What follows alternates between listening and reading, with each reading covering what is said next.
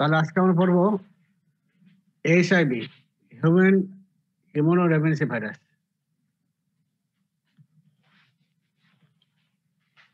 এটার আগে আমরা জানবো আগে সেক্সুয়ালি ট্রান্সমিটেড ভাইরাল ডিজিজ কি কি আছে, কোন কোন ভাইরাস সেক্সুয়ালি ট্রান্সমিটেড হয়। যেমন হলো hepatitis B virus, hepatitis C virus, আজকে যেটা topic human immunodeficiency virus HIV, তারপরে herpes simplex virus type 2। Type 1 কিন্তু বলি নাই, বুঝছো? টাইপ 1 কার মাধ্যমে ছড়ায়? রেসপিরেটরি ট্র্যাক্ট, রেসপিরেটরি ট্র্যাক্টের মাধ্যমে ছড়ায়। আর তারপর হলো cytomegalo virus, human papilloma virus most important, এবং মোলাস্কাম কন্টাজিওসাম। এই কয়েকটা খেয়াল রাখবা। এরপরে সেক্সুয়াল ট্রান্সমিটেড ডিজিজ আমরা ক্লিনিক্যাল মাইক্রোবায়োলজি যখন পড়াবো তখন বিস্তারিত আরো পড়াবো। আচ্ছা,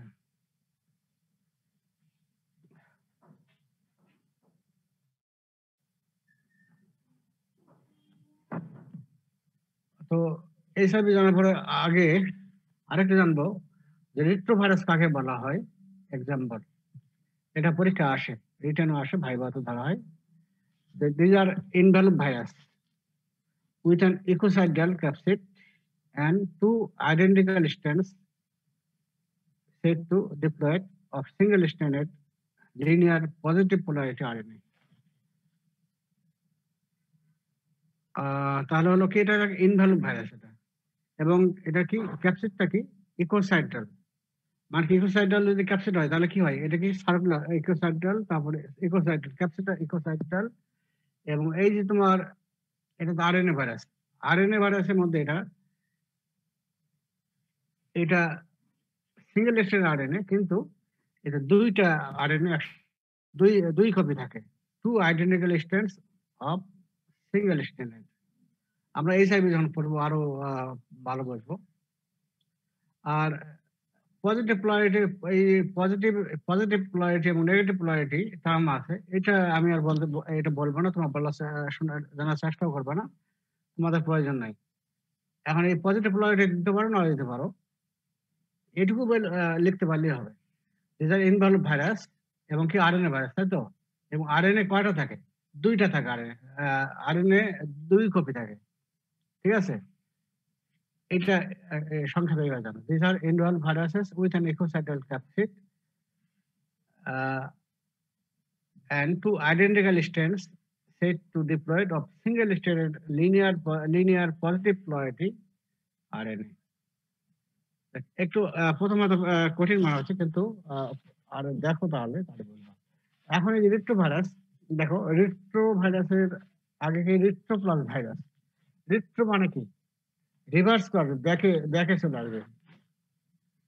এখানে একটু দেখি, the term retro pertains to the reverse transcription of the RNA genome into DNA.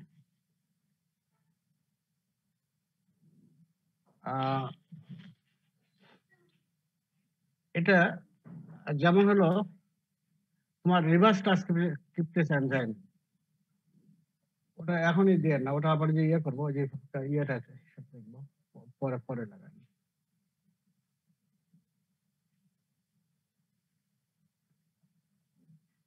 আচ্ছা, তো এখন ওই যে এইচআইভি যখন আমাদের বডিতে প্রবেশ করবে, হ্যাঁ, এটা তো আরএনএ ভাইরাস। এটা কবে প্রবেশ করার পরেই এইচআইভির যে আরএনএ প্রবেশ করবে, সেটা আরএনএ থেকে প্রথমে পরে ডিএনএ হবে। ডিএনএ আমাদের হোস্ট সেলের সঙ্গে একীভূত হবে, তারপর ডিএনএ থেকে আবার আরএনএ হবে। এখানে যে এনজাইমটা কাজ করে সেটা হলো রিভার্স ট্রান্সক্রিপ্টেজ এনজাইম। তাহলে এই যে তোমার আরএনএ থেকে ডিএনএ হলো, ডিএনএ থেকে আবার আরএনএ হলো, এই যে রিভার্স হচ্ছে, তাই না? এটাই হলো রিট্রো। তো এটা আবার পরে নাই বলি, আমরা এইচআইভিটা রেপ্লিকেশন জানি, তাহলে বলবো। ক্রাইটেরিয়া কি, এটা ইনভলভ ভাইরাস এবং সিঙ্গেল স্ট্র্যান্ডেড আরএনএ ভাইরাস, এবং differs from other RNA virus which having an enzyme reverse transcriptase, এবং এটা এনজাইম যেটা আছে রিভার্স ট্রান্সক্রিপ্টেজ। এই রিভার্স ট্রান্সক্রিপ্টেজ এনজাইম অন্য ভাইরাসে নাই, এই রিট্রো ভাইরাসে থাকে। ইনভ্যালভ ভাইরাস একটা, তারপর হলো আরএনএ ভাইরাস, এটা সিঙ্গেল স্ট্র্যান্ডেড এবং হলো দুইটা কপি থাকবে, আর আরেকটা হলো কি রিভার্স ট্রান্সক্রিপ্টেড এনজাইম থাকবে। তিনটা হলো ক্ষতি। ক্লাসিফাই কিভাবে করবো? ক্লাসিফাই দুটা ভাবে করবো। একটা হলো প্যাথোজেনিক হিউম্যান রেট্রোভাইরাস, আরেকটা হলো নন প্যাথোজেনিক হিউম্যান রেট্রোভাইরাস। ঠিক আছে, প্যাথোজেনিক কোনটা কোনটা? একটা হলো human T cell leukaemia virus 1, এটা করে মায়োপ্যাথি। তারপর human T cell leukaemia virus type 2, এটা করে হলো হেয়ারি টি সেল লিউকোমিয়া। তারপরে হিউম্যান ইমিউনোলজি ভাইরাস 1 এবং হিউম্যান ইমিউনোলজি ভাইরাস 2, দুটাই করে এইডস। আর নন প্যাথোজেনিক কোনটা? Human foamy virus, human placental virus, human genome virus, অনেক আরো আছে। এই কয়েকটা আমি সংক্ষেপে নিয়ে আসি। এই যে এই ক্লাসিফিকেশনটা পড়বে, এগুলো পরীক্ষায় রিটেনে আসে। তাহলে প্যাথোজেনিক হলো human T cell leukaemia virus 1 এবং 2, আর হিউম্যান ইমিউনোলজি ভাইরাস এটা দুইটা 1 এবং 2। খেয়াল থাকবে তো? তাহলে human T cell leukaemia virus 1 এটা করে মায়োপ্যাথি, আর human T cell leukaemia virus type 2 এটা করে হেয়ারি টি সেল লিউকোমিয়া। লিউকোমিয়ার একটা ক্লাসিফিকেশন লিম্ফোমার, সেখানে তোমার যখন লিম্ফোমা পড়বে তখন তোমার জানবা। তারপর হলো এইচআইভি 1 এবং এইচআইভি 2, দুটাই করে এইডস। আর নন প্যাথোজেনিক কোনটা? Human foamy virus, human placental virus এবং হিউম্যান জেনোম ভাইরাস। এটুকু আপাতত জানি। এখন আমরা জানি আর কিছু টার্ম আমরা জানবো। তিনটা টার্ম, এটা পরীক্ষায় আসে, ভাইবা রিটেন সবগুলোতে আসে। এইচআইভি এটা জানবো, এইডস কি এবং এইচআইভি ইনফেকশন কি, তিনটা টার্ম এখানে আছে। এইচআইভি এটা কি একটা ভাইরাস, তাই তো? ইট is an involve RNA virus causing AIDS. হ্যাঁ, এটা একটা ভাইরাস যেটা করে এইডস করে, এবং কি involve virus. It is an involve virus RNA virus AIDS. আর এইডস এইচআইভি, আর এইডস কি? এই এইচআইভি দ্বারা যে ডিজিজটা হলো, এবং ডিজিজ হইলে কিছু সিনড্রোম, সাইড সিমটম দেখা যায়, ওগুলো কি মানে একই, মানে একটা টার্মে বলি আমরা সিনড্রোম কমপ্লেক্স। এটা হলো AIDS. It is a syndrome complex which is caused by human immunodeficiency virus. ঠিক আছে, তাহলে ভাইরাসকে বললাম হলো এইচআইভি ভাইরাসটা, আর এইডস হলো এইচআইভি ভাইরাসের মাধ্যমে যে ডিজিজটা হয়, ওটা যে সিমটম হয়, সেগুলোকে একটা টার্মে আমি নিয়ে আসবো, সেটাকে বলো সিনড্রোম কমপ্লেক্স। আর এইচআইভি ইনফেকশন কি? It is a condition where person is infected by HIV. যখন এইচআইভি আমাদের বাড়িতে প্রবেশ করলো, তখন সেটা বলবো এইচআইভি ইনফেকশন। এখন এখানে দেখো, এই যে এইচআইভি ইনফেকশন এবং এইডস, এটা পার্থক্য কি?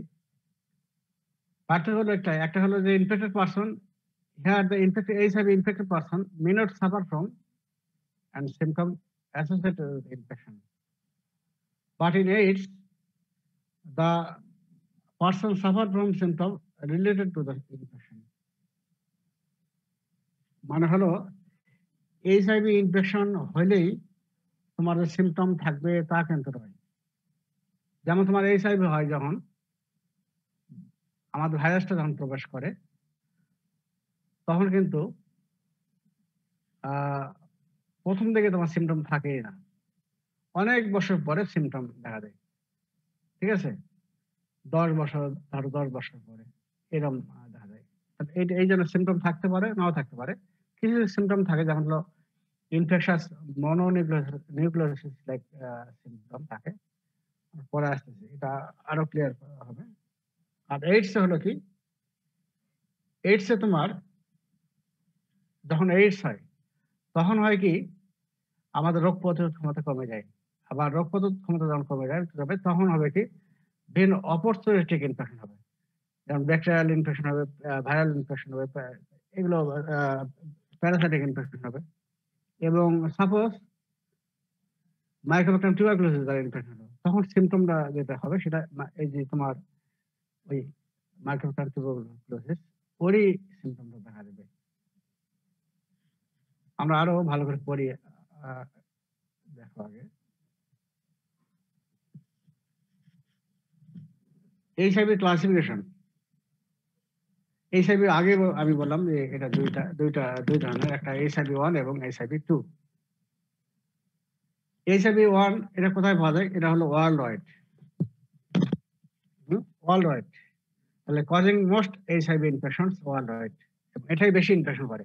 আর HIV-2টা করে কি, এটা পৃথিবীর সব জায়গায় পাওয়া যায় না, পাওয়া যায় সাধারণত তোমার ওয়েস্ট আফ্রিকা, মোজাম্বিক এবং অ্যাঙ্গোলা, এই কয়েকটা জায়গায় তোমার হলো পাওয়া যায় HIV-2। ঠিক আছে? এখন এইচআইভির আমরা স্ট্রাকচারও বলতে পারি বা ইম্পর্টেন্ট প্রপার্টিস এটা পরীক্ষায় আসে। এখানে ফ্যামিলি এটা হলো রিট্রোভাইরাস। এই অলরেডি আমি রিট্রোভাইরাস ক্লাসে বললাম যে রিট্রোভাইরাস ফ্যামিলি হলো রিট্রোভাইরাস, সাব ফ্যামিলি লেন্টিভাইরাস এটা বলা হয়। ফ্যামিলির একটা সাব ফ্যামিলি বলা হয় লেন্টিভাইরাস। লেন্টি মানে হলো which cause slow infection with long incubation period. কারণ এইচআইভি যখন আমাদের বডিতে প্রবেশ করতেছে তখন কিন্তু দীর্ঘদিন তারা ল্যাটেন্ট পিরিয়ডে থাকে, ধরে নাও 10 বছর 8 বছর, তারপরে তোমার হলো ইনফেকশন হয়। ঠিক আছে? এই জন্য এটা হলো স্লো ইনফেকশন বলা হয়। আমরা এই পারসিস্টেন্ট ইনফেকশন বলছিলাম না, সেই রকমই। আর ভাইরাসে এটা হলো কি, এটা আরএনএ ভাইরাস, তাই তো? সাইজটা কত? এটা সাইজটা একটু খেয়াল রাখো। এটা medium size, 80 to 100 nanometre in diameter, এবং unique 3 layer structure. Innermost genome layer consists of 2 copies, এটা আমরা ফিগারে রাখছি। এটা দেখো, এই ভাইরাসের সবচেয়ে ওই অন্য ভাইরাসের মধ্যে দেখো এখানে সবচেয়ে ভিতরে থাকে হলো তোমার আরএনএ। হ্যাঁ, আরএনএ এখানে দেখো তো কয়টা আছে এখানে?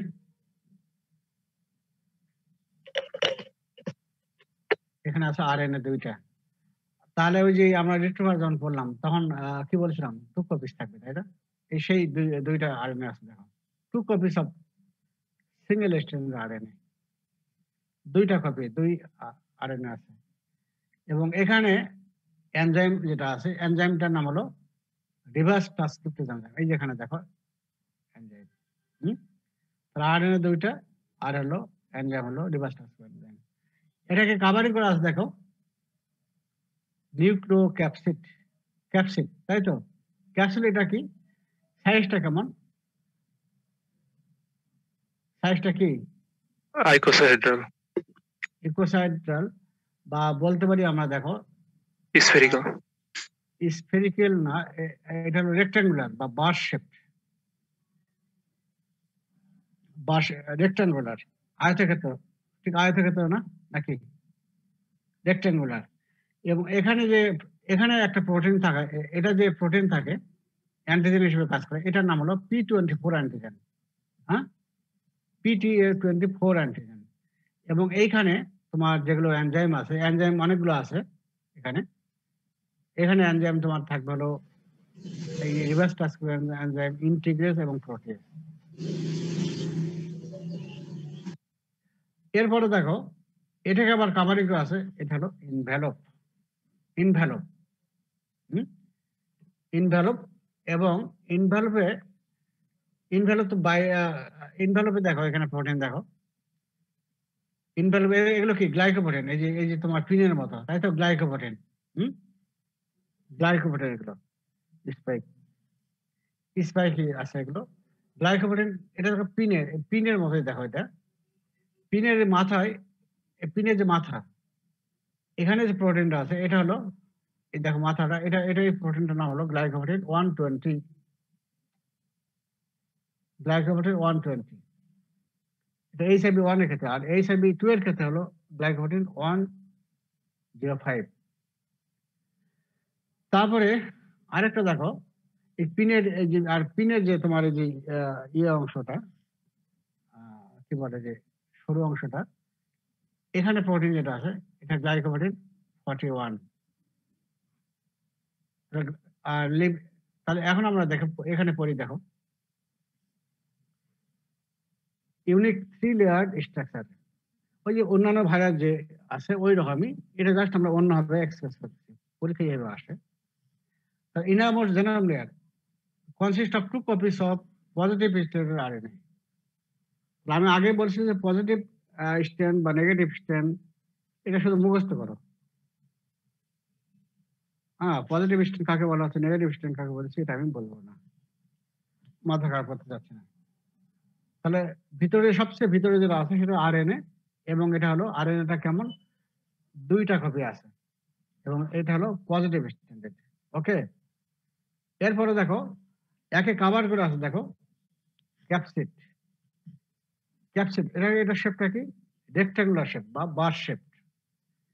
এটার মধ্যে যে প্রোটিন আছে সেটার নাম কি হলো P24। হ্যাঁ, নিউক্লিওক্যাপসিড কম্পোস্ট অফ P24 প্রোটিন। ওকে, এখানে 3টা এনজাইম আছে। কি আছে, রিভার্স ট্রান্সক্রিপ্টেজ এনজাইম, ইন্টিগ্রেজ। এটা ইন্টিগ্রেজ আরেকটা নাম হলো অ্যান্ডোনিউক্লিয়াস। আমরা কিন্তু ইন্টিগ্রেজ পড়ি না, এর আগে পড়ছিলাম কিন্তু অ্যান্ডোনিউক্লিয়াস। ওই অ্যান্ডোনিউক্লিয়াস বা ইন্টিগ্রেজ একই জিনিস। আরেকটা হলো প্রোটিয়েজ। 3টা এনজাইম এখানে থাকলো নিউক্লিওক্যাপসিডে, এবং অ্যান্টিজেন থাকলো বা প্রোটিন থাকলো কি P24 প্রোটিন। ওটাকে আবার কাভারিং করে এই নিউক্লিওক্যাপসিড এটাকে আবার কাভারিং করে থাকছে কি ইনভ্যালপ। ইনভ্যালপ আমরা জানি কম্পোস্ট অফ কি, এটা লিপিড বাইলেয়ার এবং সবচেয়ে বাইরে কি থাকে গ্লাইকোপ্রোটিন, তাই তো। Outer membrane of glycoprotein surrounded by lipid bilayer envelope. তাহলে সবচেয়ে বাইরে থাকে গ্লাইকোপ্রোটিন, এবং এখানে তোমার 2 ধরনের এনজাইম থাকতেছে ইনভেলপ প্রোটিন। কি কি, গ্লাইকোপ্রোটিন 120 এবং গ্লাইকোপ্রোটিন 41। এখন বুঝছো তো নাকি? তাহলে ভিতরে থাকতেছিল, তাহলে এটা হলো একটা হলো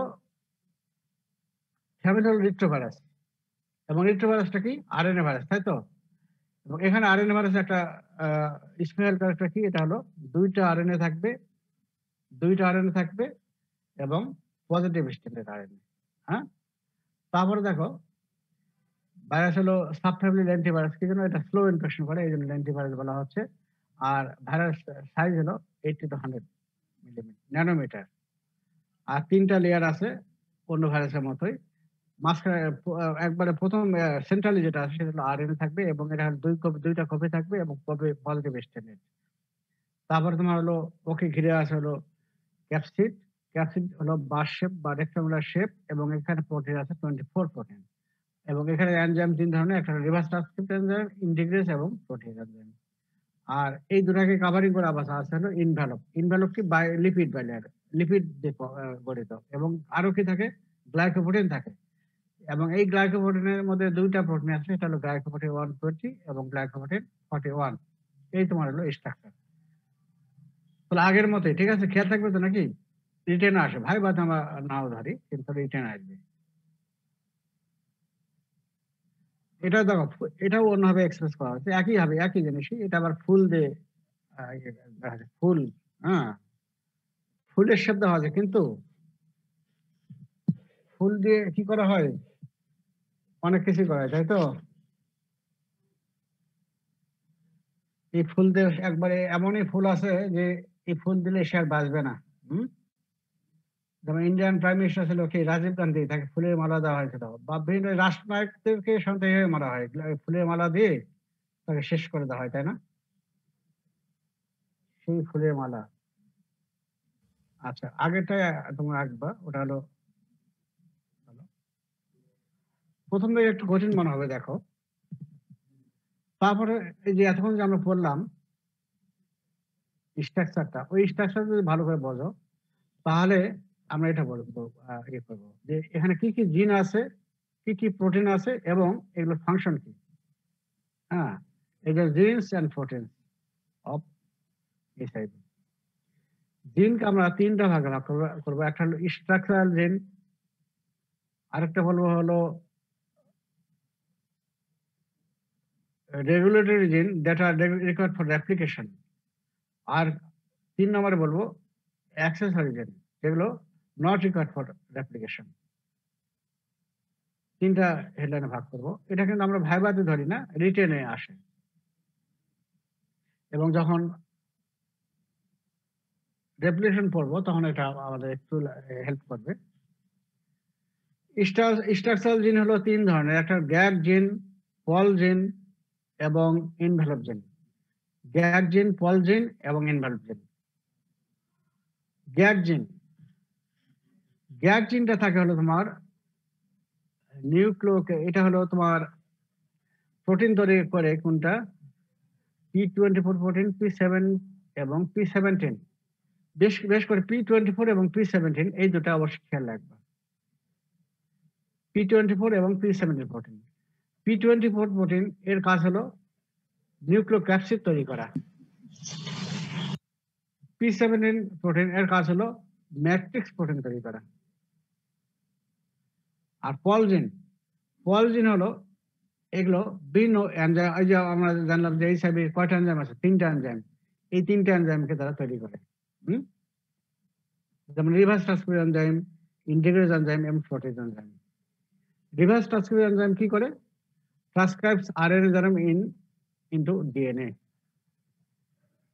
তার মানে হলো কি, আমাদের বডিতে যখন আমাদের যে এইচআইভিটা প্রবেশ করবে তখন আরএনএ থেকে ডিএনএ হবে, তখন এই এনজাইমটা সেখানে কাজ করবে। এই জন্য বলা হচ্ছে রিভার্স ট্রান্সক্রিপ্টেজ। এখন আরএনএ থেকে ডিএনএ কেন হচ্ছে, মূল উদ্দেশ্যটা কি আমি পরে বলবো। ইন্টিগ্রেজ হলো it integrate viral DNA into host cell DNA. এই যে আরএনএ থেকে ডিএনএ হবে, তাই তো? এই ডিএনএ করবে কি, আমাদের যে হিউম্যানে কি থেকে আরএনএ থাকে না ডিএনএ থাকে? DNA, sir. ডিএনএ। এই ডিএনএ এর সঙ্গে আমাদের যে ক্রোমোজোমের ডিএনএ আছে, এই ডিএনএ এর সঙ্গে তারা একীভূত হবে, ইন্টিগ্রেট ওর সঙ্গে একীভূত হবে, তখন এই এনজাইমটা তাকে হেল্প করবে। আর integrate viral DNA into host cell DNA. আমরা যখন এটা পড়বো, রেপ্লিকেশন পড়বো, আরো ভালো পড়বো। আর protease, clips precursor polypeptide into functional viral polypeptide. তোমরা অলরেডি জানো যে আমরা যখন রেপ্লিকেশন করাইছি তখন কি, এই যে তোমার যে ট্রান্সক্রিপশন, তারপর হলো তারপরে তার ট্রান্সলেশন, এগুলো পড়িনি? এগুলোর মাধ্যমে কি হয়? ট্রান্সক্রিপশনের মাধ্যমে তৈরি হয় মেসেজ আরএনএ, আর ট্রান্সলেশনের মাধ্যমে কি মেসেজ আরএনএ থেকে প্রোটিন তৈরি হয়, তাই তো? তো প্রথম এই যে এইচআইভি এর ক্ষেত্রে প্রথম যে প্রোটিন মানে হলো পলিপেপটাইড যেগুলো তৈরি হয় সেগুলো অনেক বড় সাইজে হয়। বড় সাইজ হওয়ার জন্য সেগুলো কাজ করতে পারে না। তখন এই প্রোটেজ এনজাইম এগুলো করবে কি, তাকে ভেঙে টুকরো করবে যাতে সে ফাংশনিং করতে পারে। Clips precursor polypeptide into functional viral polypeptide. ঠিক আছে? তাহলে হলো 3টা এনজাইম, পলজিন তৈরি করতেছে 3টা এনজাইম ইনকোড করতেছে। রিভার্স ট্রান্সক্রিপশন এনজাইম করতেছে কি, আরএনএ থেকে ডিএনএ তৈরি করতেছে, ভাইরাল আরএনএ থেকে ডিএনএ তৈরি করতেছে। আর ইন্টিগ্রেট করতে কি, ওই ডিএনএ তৈরি হলো, ডিএনএটাকে আমাদের হোস্ট সেলের ডিএনএ সঙ্গে তাকে ইনসার্ট করতেছে, একীভূত করতেছে। তারপরে ফাইনালি যখন প্রোটিয়েজ কি করতেছে, ফাইনালি যখন আমাদের পলিপেপটাইড প্রোটিন তৈরি হলো সেগুলোকে ভেঙে টুকরা করে ফাংশনিং করবে বাই প্রোটিয়েজ। ঠিক আছে? তারপর হলো ইনভেলপ জিন। ইনভেলপ জিন আমরা অলরেডি কিন্তু জানিছি যে ইনভেলপ জিন ওখানে প্রোটিন আছে হলো গ্লাইকোপ্রোটিন 120 এবং গ্লাইকোপ্রোটিন 41, তাই তো? ওইটা এখন আসবো। এই ইনভেলপ জিন এটা তৈরি করে হলো ইনভেলপ তৈরি করে। প্রথম যে ইনভেলপ প্রোটিনটা তৈরি হয় সেটার নাম হলো গ্লাইকোপ্রোটিন 160। ওটাই আবার ভেঙে তৈরি হবে 120 এবং গ্লাইকোপ্রোটিন 41। ঠিক আছে? ইনকোডস গ্লাইকোপ্রোটিন 160, এটার প্রিকারসর গ্লাইকোপ্রোটিন। এটা আবার ক্লিপ ভেঙে গিয়ে তৈরি করবে 2 ধরনের গ্লাইকোপ্রোটিন তৈরি করবে, একটা গ্লাইকোপ্রোটিন 120 এবং গ্লাইকোপ্রোটিন 41। এখন এই গ্লাইকোপ্রোটিন 21 এর কাজ কি, attachment to CD4 protein of helper T cell. Helper T সেলে যে CD4 রিসেপ্টর আছে ওর সঙ্গে এই গ্লাইকোপ্রোটিন 120 বাইন্ড করবে। আর গ্লাইকোপ্রোটিন 41 করবে কি, fusion with the host cell. এটা পরে আমি আবারও আসতেছি, আপাতত এইটুকু জানো।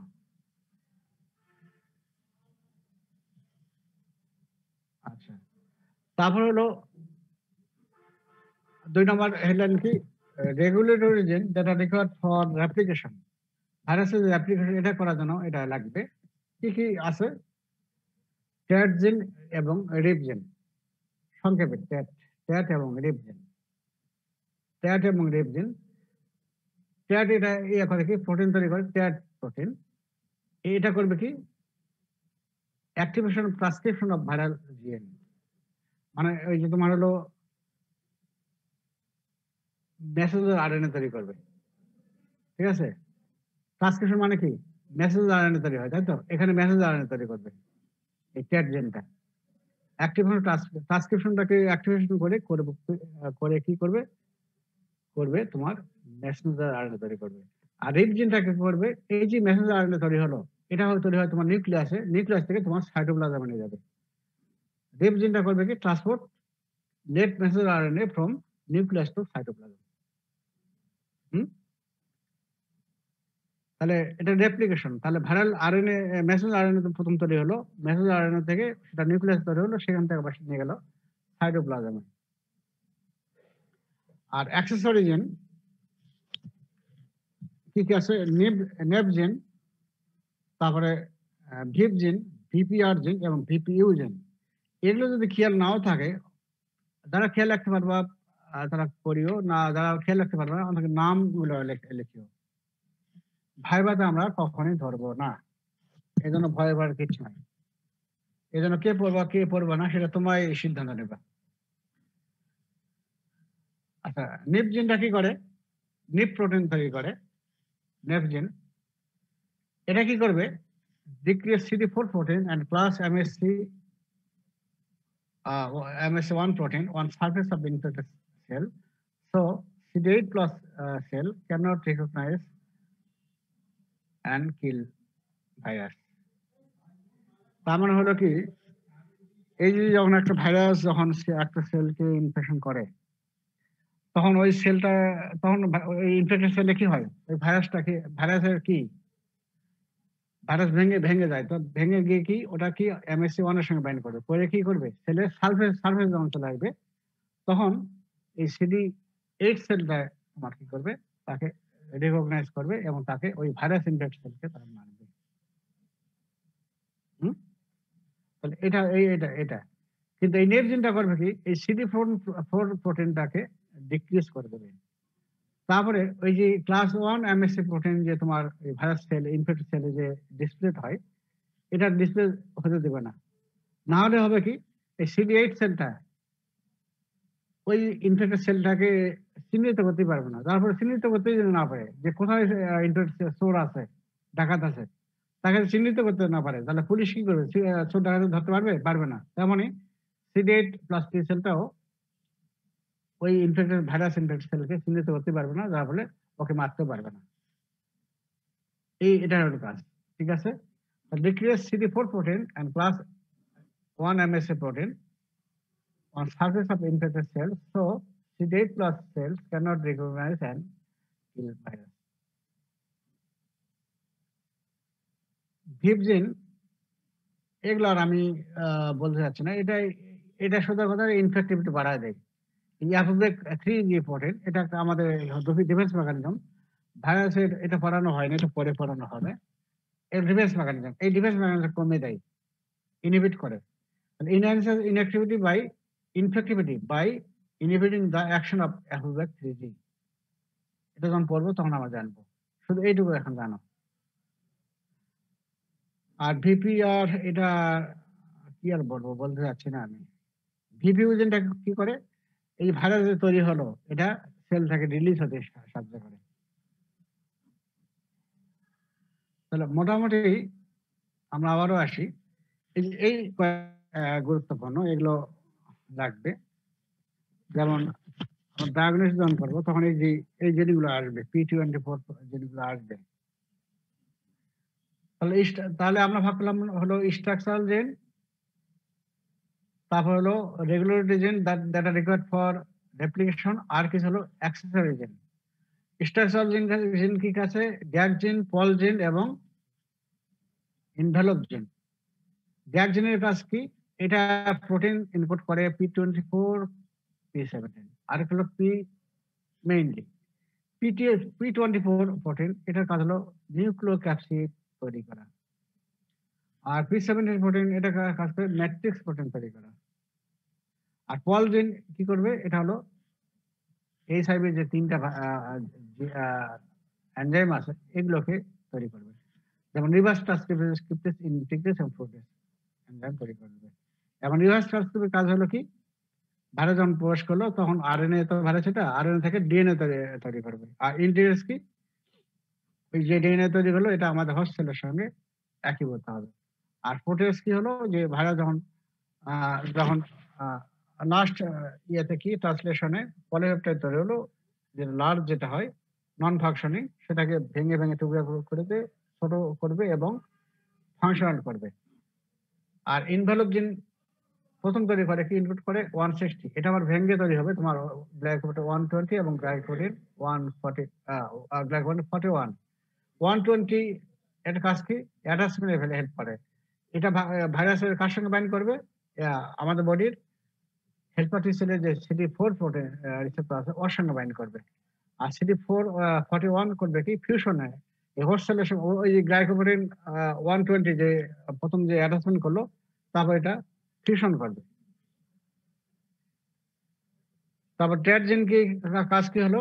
এটা message activation of transcription of viral জিন, তার মানে মেসেজ আরএনএ তৈরি করবে নিউক্লিয়াসে। আর র্যাপ জিনটা করবে কি? এই মেসেজ আরএনএ তৈরি হলো সেটাকে নিউক্লিয়াস থেকে সাইটোপ্লাজমে নিয়ে যাবে। আর নেপ জিন কি হলো? এটা কি করবে? তোমার এই যে CD4 প্রোটিন এটা কমে দেবে এবং প্লাস MHC1 প্রোটিন তৈরি করবে, যার ফলে এই যে আমাদের যে CD8 plus T sell cytotoxic T sell এটা ভাইরাস ইনফেক্টেড সেলকে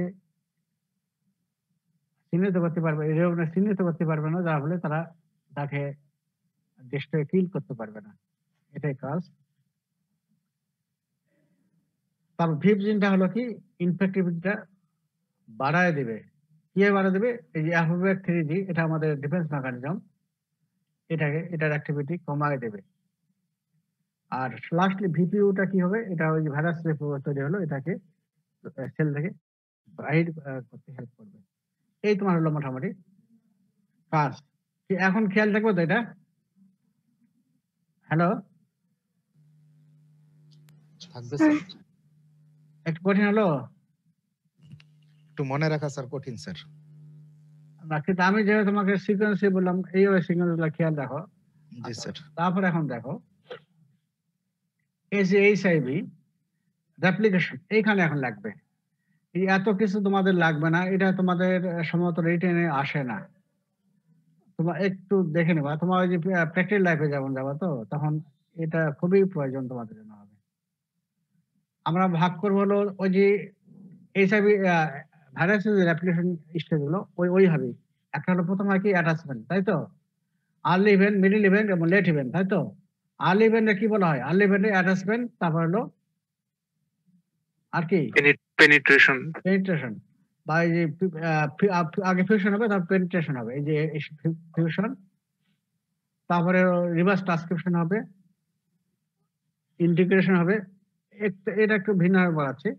তারপর ট্রান্সক্রিপশন এন্ড ট্রান্সলেশন, এরপরে হবে তোমার synthesis of functional and structural protein, আর একটা viral assemble in cytoplasm and release from cell by budding. এখানে দেখো এই ফিগারটা দেখে নাও, এই জন্য তোমাদের মুখস্থ করার প্রয়োজন হয়, তোমার জিনিসটা ভালো করে বোঝার জন্য দেখে নাও। অ্যাপ্লিকেশন দেখো, এটা তোমার এই যে ইয়েতে আছে, তোমাদের যে ল্যান্স ওয়ারেন লেভিনসন, এটাতে দেখে নেবা। আমি এখান থেকেই ওই তোমার এই যে ম্যাক্সিমাম এগুলো নিয়ে আসছি, সবগুলো পাবা না, কিছু নিয়ে আসছি। দেখো এটা হলো একটা আমাদের সাপোজ ধরে নাও এটা হেল্পার টি সেল, এই সম্পূর্ণ ফিগারটা হলো হেল্পার টি সেল। আর এই যে কদমের আকৃতি এটা হলো ইকোসাইডাল এই যে ভাইরাস। ইকোসাইডালের তোমার সাইজটা কি? সাইজটা কি? Rectangular. না, স্যার নরমালি তো মানে স্ফেরিক্যাল হয় স্যার। স্ফেরিক্যাল, ওই ইকোসাইডাল স্ফেরিক্যাল, এই যে সেই স্ফেরিক্যাল এটা ভাইরাস। এই ভাইরাসটা করবে কি? এই লাস্টে কাটা এগুলো কি? গ্লাইকোপ্রোটিন স্পাইক, তাই তো? গ্লাইকোপ্রোটিন স্পাইক না? জি স্যার। গ্লাইকোপ্রোটিন স্পাইক তো গ্লাইকোপ্রোটিন স্পাইক ওর মধ্যে তোমার কি আছে? তোমার ইনভলভে কি আছে? প্রোটিন, গ্লাইকোপ্রোটিন 120 এবং 41 sir 41 in case of HIB1। আর HIB12 এর ক্ষেত্রে 120 না থাকে, সেখানে থাকবে 105। এখানে দেখো এই যে 120 গ্লাইকোপ্রোটিন 120, এটা তোমার CD4 প্রোটিনের সঙ্গে, CD4 রিসেপ্টর বা CD4 প্রোটিন এর সঙ্গে তোমার বাইন্ড করবে। আর HIB2 এর ক্ষেত্রে গ্লাইকোপ্রোটিন 105 বাইন্ড করবে তোমার CD4 রিসেপ্টরের সঙ্গে বাইন্ড করলো। ওকে, যখনই বাইন্ড করলো সঙ্গে সঙ্গে হবে কি, এখানে কিছু কেমোকাইন রিসেপ্টর আছে, কেমোকাইন রিসেপ্টর 5 এবং কেমোকাইন রিসেপ্টর 4। আমি সংক্ষেপে নিয়ে আসি, বেশি এক্সপ্লেন করবো না। এগুলো কাকে বলা হয় এগুলো আর বলতে হবে। কোরিসেপ্টর, সোজা কথা কোরিসেপ্টর। এগুলো কোরিসেপ্টর দুই ধরনের, একটা কেমোকাইন রিসেপ্টর 5 এবং কেমোকাইন রিসেপ্টর 4। আচ্ছা, এগুলো আছে, এর সঙ্গে তোমার বাইন্ড করবে। যখনই বাইন্ড করলো তখনই হবে কি, আমি কি বললাম যে গ্লাইকোপ্রোটিন তোমার ওই তোমার প্রোটিন গুলো কি পিনের মতো, তাই তো? পিনের হেডে থাকে তোমার কি গ্লাইকোপ্রোটিন 120, আর তোমার পিনের লেজে কি থাকবে গ্লাইকোপ্রোটিন 41। যখনই তোমার গ্লাইকোপ্রোটিন 120 যখন বাইন্ড করলো, তখন সেখানে একটা কনফিগারেশন চেঞ্জ হবে, তার যে ক্যারেক্টার চেঞ্জ হবে। তখন চেঞ্জ হয় কি হবে, গ্লাইকোপ্রোটিন 120টা ওই ভাইরাসের ভিতরে দিকে ঘুরে চলে যাবে এবং 41 যেটা থাকলো সেটা বের হয়ে চলে আসলো, বাইরের দিকে এক্সপ্রেশন হবে। হয় তখন তোমার এই হোস্ট সেলের সঙ্গে ফিউশন করবে। হোস্ট সেল কি, এই যে তোমার এই সেলটা বেশ করে মেইনলি তোমার হলো তোমার হলো ইয়ের সঙ্গে বাইন্ড করবে, এই যে হেল্পার টি সেল। ঠিক আছে, যখনই বাইন্ড করলো তো ওটা পিনের যেহেতু পিনের মতো, ওটা কি চোখা, তাই তো? ওটা করবে কি, এই যে CD4 হেল্পার টি সেল, এটাকে ওটা দিয়ে আঘাত করবে। তখন এখানে ছিদ্র তৈরি হলো, চ্যানেল তৈরি হলো। এই চ্যানেল দিয়েই এই ভাইরাসের যে RNA আছে না 2টা কপি, এইটা তোমার হলো ভিতরে প্রবেশ করলো। এটাকে বলা হলো ভাইরাস রিলিজ, ভাইরাল রিলিজ। আমার ফিগারে আবার ইয়েটা আগেরটাই যাই। এইখানে ফিগারটা দেখো, এই যে এখানে হলো গ্লাইকোপ্রোটিন 120, এই এখানে মাথাটাই আসলে গ্লাইকোপ্রোটিন 120। ইনভলভ প্রোটিন তো দুই ধরনের, তাই তো? মাথায় আছে গ্লাইকোপ্রোটিন 120, আর এই যে পিনের যে লেজটা, এখানে কি আছে গ্লাইকোপ্রোটিন 41। তাহলে এই গ্লাইকোপ্রোটিন 120 এটা কার সঙ্গে বাইন্ড করবে? CD4 রিসেপ্টর, তাই তো? বাইন্ড করলো এবং একই সঙ্গে বাইন্ড করবে কি, কিছু কো রিসেপ্টর আছে, নাম হলো কেমোকাইন রিসেপ্টর 5 এবং কেমোকাইন রিসেপ্টর 4। ঠিক আছে, যখন এই কো রিসেপ্টরের সঙ্গে বাইন্ড করলো, সঙ্গে সঙ্গে ভাইরাসের যে কনফরমেশনাল চেঞ্জ হবে, তার একটা ফিগার চেঞ্জ হবে। হয় কি হবে, এই যে তোমার গ্লাইকোপ্রোটিন 120 এই পিনটা সম্পূর্ণ ঘুরে যাবে, ঘুরে গিয়ে 120টা তোমার ভিতরের দিকে চলে গেল, আর এই যে তোমার লেজটা 141 এটা তোমার বাইরের দিকে এক্সপ্রেস হলো। ওকে, 41 যেটা চোখা, তাই তো, শার্প, এটা তখন কি হবে, এটা এই যে হোস্ট সেলের, আমার হোস্ট সেল বলতে কি, যে আমাদের CD4 হেল্পার টি সেল একে কি করবে, এটা সিদ্ধ করবে। হ্যাঁ, সিদ্ধ করলে কি হবে, সেখানে চ্যানেল তৈরি হলো, আর ওই চ্যানেল দিয়ে ভাইরাসের যে RNA এইটা আমাদের হেল্পার টি সেলে ভিতরে রিলিজ হলো। এখন বুঝছো? জি স্যার।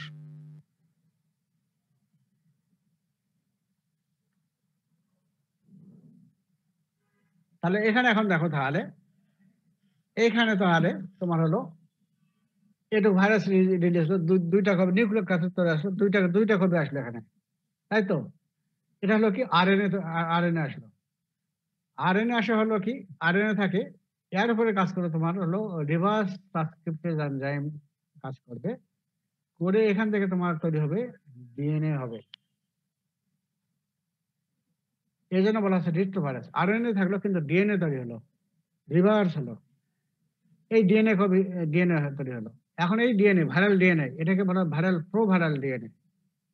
এই ডিএনএ তৈরি হলো, এটা হবে কি আমাদের যে হোস্ট সেল, এটা হোস্ট সেলের নিউক্লিয়াস, এখানে তো তোমার কি থাকে, ডিএনএ থাকে, তাই তো? এই ডিএনএ এর সঙ্গে এটা একীভূত হবে। একীভূত হেল্প হেল্প করবে কি, মানে ইন্টিগ্রেশন হবে। ইন্টিগ্রেশন কে করবে? ইন্টিগ্রেট যে এনজাইম Integrase. আছে ওইটা হেল্প করবে। ঠিক আছে? ওটা ওই যে ভাইরাস আমাদের যে হোস্ট সেলে যে ডিএনএ আছে, ডিএনএ ডিফারেন্ট পার্টে এটা একীভূত হবে, জড়ো হবে। ঠিক আছে? এখন এখানে কেন হচ্ছে এই যে ডিএনএ, এই যে আরএনএ ভাইরাস, আরএনএ থেকে ডিএনএ তৈরি হলো কেন? বেশি কিছু জানি না আমি। একটা বোঝাই যে পানি আর হলো তোমার এই যে তেল একসঙ্গে মিক্সার হয়, একসঙ্গে মিক্সার হয়, হ্যাঁ? না স্যার। হয় না, ভেসে থাকে, তাই তো? তো সেই ওটাকে একটা আমি জাস্ট একটা উদাহরণ দিই। তো তেমনি আরএনএ কখনো ডিএনএ এর সঙ্গে একসঙ্গে একীভূত হয় না। ওই জন্য আরএনএ কে এখানে প্রথম ডিএনএ করে নিচ্ছে। ডিএনএ করে নিয়ে ডিএনএ আমাদের বডিতে প্রবেশ করতেছে। ঠিক আছে? তাহলে এই জন্য রিট্রোভাইরাস এখন বুঝলা তো রিট্রোভাইরাস কেন বলা হচ্ছে? এই যে আরএনএ থেকে ডিএনএ হলো। ঠিক আছে? এই জন্য রিভার্স করে আসতেছে। এখন এই ডিএনএ আমাদের হোস্ট সেলের সঙ্গে বা আমাদের হোস্ট সেলের যে ডিএনএ এর সঙ্গে একীভূত হলো। তাই তো? হওয়ার পরে কি হবে? এখান থেকে আবার তোমার এই ট্রান্সক্রিপশন হয়। একদিকে হবে তোমার হলো মেসেঞ্জার আরএনএ তৈরি হবে। আরেক দিকে হবে, প্রথম হলো মেসেঞ্জার আরএনএ, তাই তো? আরেক দিকে হবে তোমার আরএনএ জেনম, ওখানে আবার তোমার আরএনএ জেনম তৈরি হবে। আরএনএ জেনমটা তৈরি হবে এবং মেসেঞ্জার আরএনএ তৈরি হবে। এখানে আমাদের হোস্ট সেলের যে তোমার পলিমারেজ আছে, ওই পলিমারেজ এখানে হেল্প করবে। হেল্প করে এখানে হবে মেসেঞ্জার আরএনএ। এই মেসেঞ্জার আরএনএ থেকে তৈরি হবে তোমার হলো তোমার এই যে ট্রান্সলেশন হয় তো তৈরি হলো পলিপ্রোটিন বা তোমার পলিপেপটাইড। এগুলো হবে কি লার্জ হলে কাজ করতে পারবে না, তখন কি হবে? এখানে আমাদের যে আরেকটা এনজাইম কি আছে, প্রোটিয়েস একে এর উপর ভেঙে টুকরো করে ছোট খণ্ডে তৈরি করলো, তখন সে কাজ করতে হবে, তখন বলবো এটা ফাংশনাল প্রোটিন। তাহলে এখানে আমাদের ফাংশনাল প্রোটিন তৈরি হলো, সেটা হলো, তাই তো? ফাংশনাল প্রোটিন হলো এবং আরএনএ হলো। এগুলো তো আবার ফাইনালি কি হবে? অ্যাসেম্বল হবে, এক জায়গায় জড়ো হবে। এক জায়গায় জড়ো হয়ে দেখো এখানে, এক জায়গায় জড়ো হয়ে দেখো এখানে ভাইরাস তৈরি হলো। এখানে দুইটা কপি তৈরি হলো এবং এখানে একটি ক্যাপসিড তৈরি হলো। এখনো কিন্তু ইনভ্যালভ তৈরি হয়নি। এরপরে কি করবে? এই যে এখানে আসবে এনজাইম আমাদের আছে না, ওদের এনজাইম আরেকটা কি আছে, ওই জিন একটা কি আছে, ওই জিন ডিপিও জিনটা রিলিজ করতে হেল্প করবে। এই সময় ওই জিনটা কাজে আসবে। এখানে দেখো আরএনএ ভাইরাস কি হবে তোমার, ইনভ্যালভ ভাইরাস কি হবে তোমার রিলিজ হয়। রিলিজ হওয়ার কি করে? বাই বার্ডিং, তাই তো? এই সেই বার্ডিংটা এখন এখানে দেখো। এই ভাইরাসটা করবে কি, আমাদের এই যে CD4 হেল্পার টি সেলের যে তোমার সেল মেমব্রেন, ওটার বারবার পুশ করবে, চাপ দিবে। চাপ দিতে দেখো ওটা দেখো সেপ্টা হয়ে গেছে না, একবারে একদিকে কি থলের মতো হয়ে গেছে না? আস্তে চাপ দিতে যখন থাকবে ওটা তখন কিন্তু দুর্বল হবে, ওই সেল মেমব্রেন দুর্বল হয়ে যাবে। একসময় দুর্বল হয়ে গেলে হবে কি, ওটা তখন ছিদ্র, তখন ওটা ওই যে আমার ওই সেল থেকে সেপারেট হবে, হয় ভাইরাস তখন করবে কি, ওই যে তোমার যে সেল মেমব্রেনটা হলো ওইটা সে নিজের গায়ে সে একবারে জড়ায় দিল। এইভাবে তৈরি হলো ইনভ্যালভ। তারপরে তোমার হলো এটা বের হয়ে চলে আসলো। হ্যাঁ, এটা তোমার হলো রেপ্লিকেশন। তাহলে এখানে দেখো তোমার হলো প্রথম ভাইরাসটা কি হলো, ভাইরাসটা প্রথম তোমার হলো ভাইরাসের যে গ্লাইকোপ্রোটিন 120, এটা বাইন্ড করলো কার সঙ্গে? সিটি হেল্পার টি সেলের CD4 রিসেপ্টর বা CD4 প্রোটিন বাইন্ড করলো। একই সঙ্গে কি কো রিসেপ্টরের সঙ্গে কিছু আছে বাইন্ড করলো। কো রিসেপ্টর কি আছে? কেমোকাইন রিসেপ্টর 5 এবং কেমোকাইন রিসেপ্টর 4 এগুলোর সঙ্গে বাইন্ড করলো। বাইন্ড যখনই করলো তখন তার একটা কনফর্মেশনাল চেঞ্জ হলো। তার মরফোলজি একটা চেঞ্জ হলো। চেঞ্জ হয় কি? গ্লাইকোপ্রোটিন 120 টা সেলের ভিতরে চলে গেল আর 41 টা বাইরের দিকে সে এক্সপ্রেশন করলো।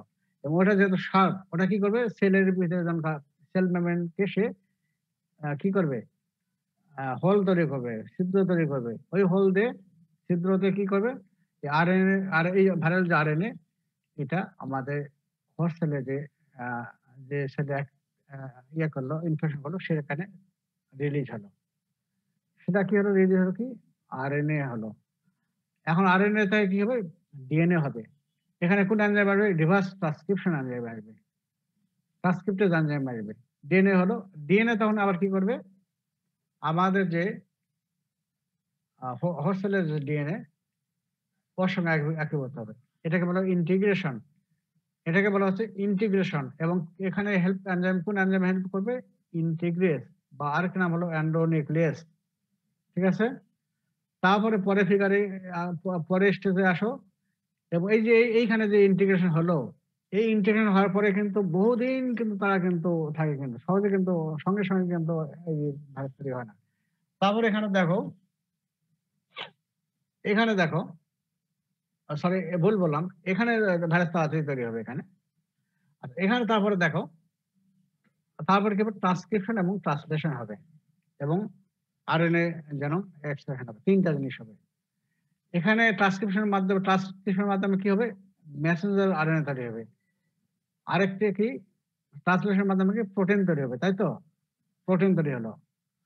আর অন্য সাইডে কি হবে? তোমার আরএনএ যেন তৈরি হলো। এখন এই প্রথম যে প্রোটিন গুলো তৈরি হলো সেগুলো লার্জ, এগুলোকে ভেঙে দেবে। ভেঙে দিলে কে ভেঙে দেবে? এখানে প্রোটেজ এনজাইম ভেঙে দেবে, তাই তো? প্রোটেজ এনজাইম ভেঙে দিলে তারা কি হলো? ফাংশনাল পলিপেপটাইড তৈরি হলো। তাহলে এখন এই যে আমরা পাইলাম পলিপেপটাইড পাইলাম, আরএনএ জিন পাইলাম, এগুলো আবার অ্যাসেম্বল হলো, এক জায়গায় জড়ো হলো। অ্যাসেম্বল এক জায়গায় জড়ো হয়ে সেখানে হলো আরএনএ কে জড়ে কি হলো? ক্যাপসিড এখানে তাকে হলো, তাই তো? এই পর্যন্ত কিন্তু তোমার এখনো ইনভ্যালু আসে নাই। এখন এটা যদি ইনভ্যালু ভাইরাস, এটা কি করবে তখন? হোস্ট সেলের যে মেমব্রেন এটাকে বারবার পুশিং করবে, প্রত্যেক দিলে উইক হয়ে যাবে, আলটিমেটলি এটা ছিঁড়ে যাবে। তো ওই অংশটাকে সে নিজের দিকে সে ইয়ে করবে, জড়ায় নেবে, যার ফলে ইনভ্যালু তৈরি হলো। তারপর সে ওইভাবে সে বার্ডিং এর মাধ্যমে সে বের হয়ে চলে আসবে। এখন বুঝছো তো? এটা বেশি কিছু জানতে হবে না।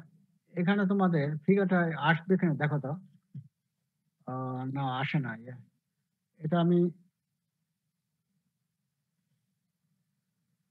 তোমাদের দেখাইতে পারছি না কেন?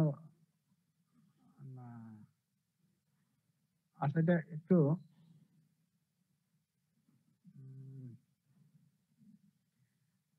আচ্ছা এখন তাহলে ওটা অ্যানিমেশন দেখাতেছিলাম, কিন্তু অ্যানিমেশনটা তোমাদের এখানে দেখাতে পারতেছি না। এখানে এখন দেখো তো, প্রথম ইয়েতে দেখো তো,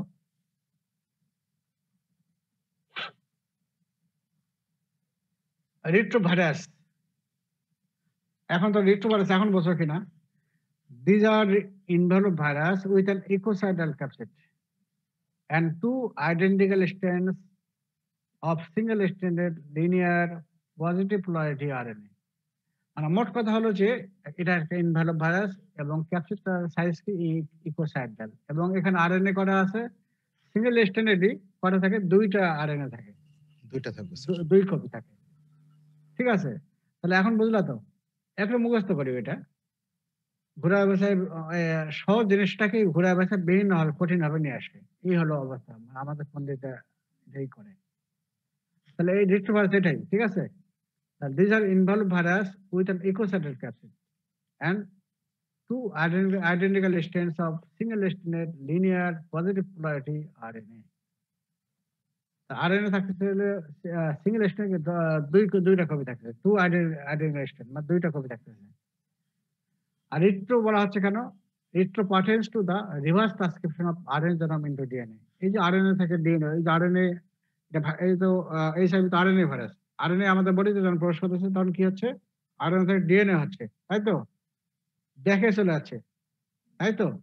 এই জন্য নাম হলো রিট্রো। রিট্রো মানে ব্যাকে চলে যায়। হ্যাঁ? এখন বুঝলা? এখন এতক্ষণ যদি বুঝে থাকো তাহলে ক্রাইটেরিয়া কি হবে? এবং আমি যে ফিগার দেখাইলাম, এটা কি ইনভ্যালিড ভাইরাস? অবশ্যই। রিট্রো ভাইরাস কি ইনভ্যালিড ভাইরাস? আর এখানে আরএনএ আছে কি সিঙ্গেল স্ট্র্যান্ড আরএনএ ভাইরাস এটা। 2 কপি এখানে দিবা না। আর এখানে কি এনজাইম আছে? একটা হলো রিভার্স ট্রান্সক্রিপ্টেজ এনজাইম। এই রিভার্স ট্রান্সক্রিপ্টেজ এনজাইম না হলে তোমার কিন্তু তোমার এই যে আরএনএ থেকে ডিএনএ তৈরি হবে না। ঠিক আছে? আর অন্যগুলাতে তোমার অন্য ভাইরাসে রিট্রো ভাইরাস শুধু তোমার হলো রিভার্স ট্রান্সক্রিপ্টেজ এনজাইম আছে কিন্তু অন্য ভাইরাস থাকে না। ঠিক আছে? এখন খেয়াল রাখবে রিট্রো ভাইরাস, অবশ্যই এটা খেয়াল রাখবা ভাইবা রিটেন। আমরা তো ক্লাসিফিকেশনে বলেছি একটা প্যাথোজেনিক আর একটা নন প্যাথোজেনিক। প্যাথোজেনিক মানে human T sell leukaemia virus 1 এবং 2, আর হলো এইচআইভি 1 এবং এইচআইভি 2। এই তো হলো প্যাথোজেনিক ক্লাসিফিকেশন। আর নন প্যাথোজেনিক হলো ফুমি ভাইরাস, প্লাসেন্টাল ভাইরাস এবং হিউম্যান জেনোম ভাইরাস। এই ক্লাসিফিকেশন। আর এইচআইভি ইনফেকশন হলো এটা পরে আবার যখন আমি যখন এই যে সাইন সিমটম করাবো তখন তোমার শেষে আবারও বলবো এইটুকু। তাহলে এর আগে বুঝলা তো? পড়ে নিও তাহলে আবার দেখবে তোমাদের ইয়ে হবে। তাহলে এখানে তাহলে এখন দেখো তোমার হলো ফিগারটা, এখন এই ফিগারটা এখন দেখো, এটা তো তোমার আরএনএ ভাইরাস, তাই তো? এবং রিট্রো ভাইরাসের মধ্যে ফ্যামিলি হলো রিট্রো ভাইরাস আর সাব ফ্যামিলি কি লেন্ডি ভাইরাস, তাই তো? আর এখানে কি আছে? মাঝখানে আছে তোমার 2 কপি অফ আরএনএ, হ্যাঁ, পজিটিভ পোলারিটি। আর একে কভারিং করে আছে তোমার হলো ক্যাপসিড। এই ক্যাপসিড এটা কি ইকোসাইড্রাল বা বাস শেপড, এবং এটা শেপটা কি রেক্ট্যাঙ্গুলার, তাই তো? রেক্ট্যাঙ্গুলার। এবং এখানে প্রোটিন আছে কি P24 প্রোটিন আছে, এবং এখানে এনজাইম আছে 3টা। কি কি আছে? রিভার্স ট্রান্সক্রিপ্ট এনজাইম আছে, তারপরে ইন্টিগ্রেজ এবং প্রোটিয়েজ। তারপরে তোমার এটাকে আবার কভারিং করে থাকতেছে কি গ্লাইকোপ্রোটিন। গ্লাইকোপ্রোটিনে এখানে তোমার তোমার এই যে গ্লাইকোপ্রোটিন 2 ধরনের প্রোটিন এখানে আছে। কি কি আছে এখানে? 120 এবং গ্লাইকোপ্রোটিন 41। তাহলে এখানে দেখো গ্লাইকোপ্রোটিন 120 একটা পিন, যেটা পিনে আছে হলো গ্লাইকোপ্রোটিন 120। আর এই যে এইখানে দেখো তোমার ইয়েতে দেখো যেটা লেস, সেটা একটা আছে 41।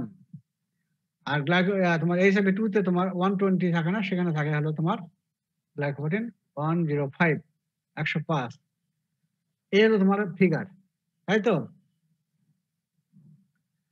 তাহলে এটা এখন আর এই ফাংশনটা যে জিনস এন্ড প্রোটিন, এটা তো বুঝলা যে স্ট্রাকচার জিন কিছু আছে আর কিছু নন স্ট্রাকচার কিছু আছে হলো যেগুলো রেগুলেটরি জিন যেটা রিকোয়ার্ড ফর রেপ্লিকেশন, আর কিছু আছে অ্যাক্সেসরি জিন যেগুলো রেগুলার তোমার হলো কি রেপ্লিকেশন হেল্প করবে না। স্ট্রাকচার জিনের মধ্যে কি গ্যাপ জিন, পল জিন এবং ইনভ্যালিড জিন। গ্যাপ জিনে এনকোড করে P24 এবং P17। P24 এর কাজ হলো নিউক্লিয়র ক্যাপসিড তৈরি করা, আর P17 এই জিনের কাজ হলো ম্যাট্রিক্স প্রোটিন তৈরি করা। আর পল জিন কাজ করে কি এই যে এনজাইমেটিক প্রোটিন। এনজাইম 3টা এনজাইম আছে, এই 3টাকে তারা তৈরি করবে, রিভার্স ট্রান্সক্রিপ্টেজ, ইন্টিগ্রেজ এবং প্রোটিয়েজ। রিভার্স ট্রান্সক্রিপ্টেজ কি এনজাইম কি করবে? ভাইরাস যখন আমাদের বডিতে প্রবেশ করবে তখন আরএনএ কে সে সেন্স করে সে করলো ডিএনএ কে, তারপরে ডিএনএ তৈরি হলো। এই ডিএনএ আমাদের হোস্ট সেলের সঙ্গে একীভূত হবে, সেখানে কে কোন এনজাইম আসবে? ইন্টিগ্রেজ, তাই তো? তারপরে ফাইনালি এই ট্রান্সক্রিপশন এবং ট্রান্সলেশন এর মাধ্যমে কি হবে? লার্জ পলিপেপটাইড তৈরি হবে, যেগুলো ফাংশন বেশি বড় হওয়ার জন্য ফাংশনিং করতে পারে না। তখন কি হবে? সেগুলো কি হবে তখন? এই প্রোটিয়েজ এনজাইম তাদেরকে ভেঙে টুকরা টুকরা করে ছোট পলিপেপটাইড, স্মল পলিপেপটাইড তৈরি করবে এবং সেগুলো ফাংশনাল, এই হলো তোমার হলো পল জিনের কাজ। আর এনভেলপ জিন হলো এটা ইনক্লুড করে 160, এটা আবার ভেঙে পরে হবে গ্লাইকোপ্রোটিন 120 এবং 41। 120 কাজ হলো গ্লাইকোপ্রোটিন যে আমাদের যে CD4 হেল্পার টি সেল, ওর সঙ্গে হেল্পার টি সেলের CD4 প্রোটিনের সঙ্গে বাইন্ড করবে এই গ্লাইকোপ্রোটিন 120। আর 41টা কি করবে, হোস্ট সেলের সঙ্গে ফিউশন করবে, তাই তো? ওই যে ভৌত অংশ, ফার্স্ট অংশটা প্রথম ফিউশন করলো, তারপর ওর মধ্যে ছিদ্র তৈরি করলো, চ্যানেল তৈরি করলো, এবং ওর মাধ্যমে তোমার কি ভাইরাসটাকে আরএনএ কে রিলিজ করে দিল আমাদের বডিতে। এই হলো ইনভেলপ জিনের এই কাজ। তারপর ট্যাগ জিনের কাজ কি, তোমার ওই যে তোমার ট্রান্সক্রিপশনের মাধ্যমে তোমার মেসেঞ্জার আরএনএ তৈরি হবে, ঠিক আছে? মেসেঞ্জার আরএনএ তৈরি হলে কি হবে, ধরে হলো নিউক্লিয়াসে, ওই নিউক্লিয়াস থেকে সাইটোপ্লাজমে নিয়ে যাবে কি এই রেপ জিনটা। আর একটা কি হলো অ্যাক্সেসরি জিন, নেপ জিন। নেপ জিন কি করবে, আমাদের ভাইরাসের যে এই যা কি বলে যে আমাদের সেনাবাহিনী CD4 protein cytotoxic T sell, এটা কি করবে, এই তোমার হলো কাজ করে কি হবে, যখন একটা ভাইরাস ইনফেক্টেড সেল হয় তখন সেখানে কি হয়, MS1 কি 1 সেখানে চলে আসবে, তাই তো? সেল সার্ফেসে তখন CD8 সেল তাকে রিকগনাইজ করবে এবং তাকে মেরে ফেলবে। এই সমস্ত ক্ষেত্রে নেপজিনটা কি করবে, এই CD4 প্রোটিন এটাকেও কমায় দেবে এবং প্লাস MSA1টাও কমায় দেবে, যার ফলে CD8 প্রোটিন বা সাইটোটক্সিক সেল তাকে রিকগনাইজ করতে পারবে না, কিল করতে পারবে না। এই হলো ফাংশন। আর লাস্টে আরেকটা ভিপি আর ভিপ জিন কাজ হলো ওই যে ইনফেক্টিভিটি বাড়ায় দেবে বাই ইনহিবিটিংটা FOX3G। FOX3G এটা আমাদের পরে আমরা পড়ে নেব। আর ভিপিউটা কি, ভাইরাস সেল থেকে ভাইরাস তৈরি হয় এখান থেকে তাকে রিলিজ করতে হেল্প করবে। এই হলো তোমার হলো কাজ। তাহলে রেপ্লিকেশনটা তোমাদের মুখস্থ করার প্রয়োজন নাই, এটা পরীক্ষায় সম্মত আসে না। আচ্ছা, এখন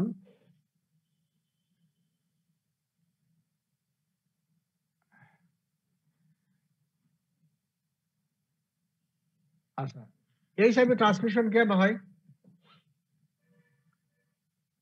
এইচআইভি ট্রান্সমিশনটা তিন ভাবে হয়। একটা সেক্সুয়াল প্যারেন্ট, যেহেতু ইনভ্যালপ, আমি অলরেডি সেদিন বলেছিলাম ইনভ্যালপ আরএনএ গুলো মেইনলি এই মেথড গুলোতে হয়, সবগুলোই নয় তা বলে, কিছু কিছু sexual transmission, sexual contact, parental এবং পেরিনেটাল, এই সেম টু এই হ্যাপাটাইটিস বি এবং সি ভাইরাস অলরেডি পড়াইছি।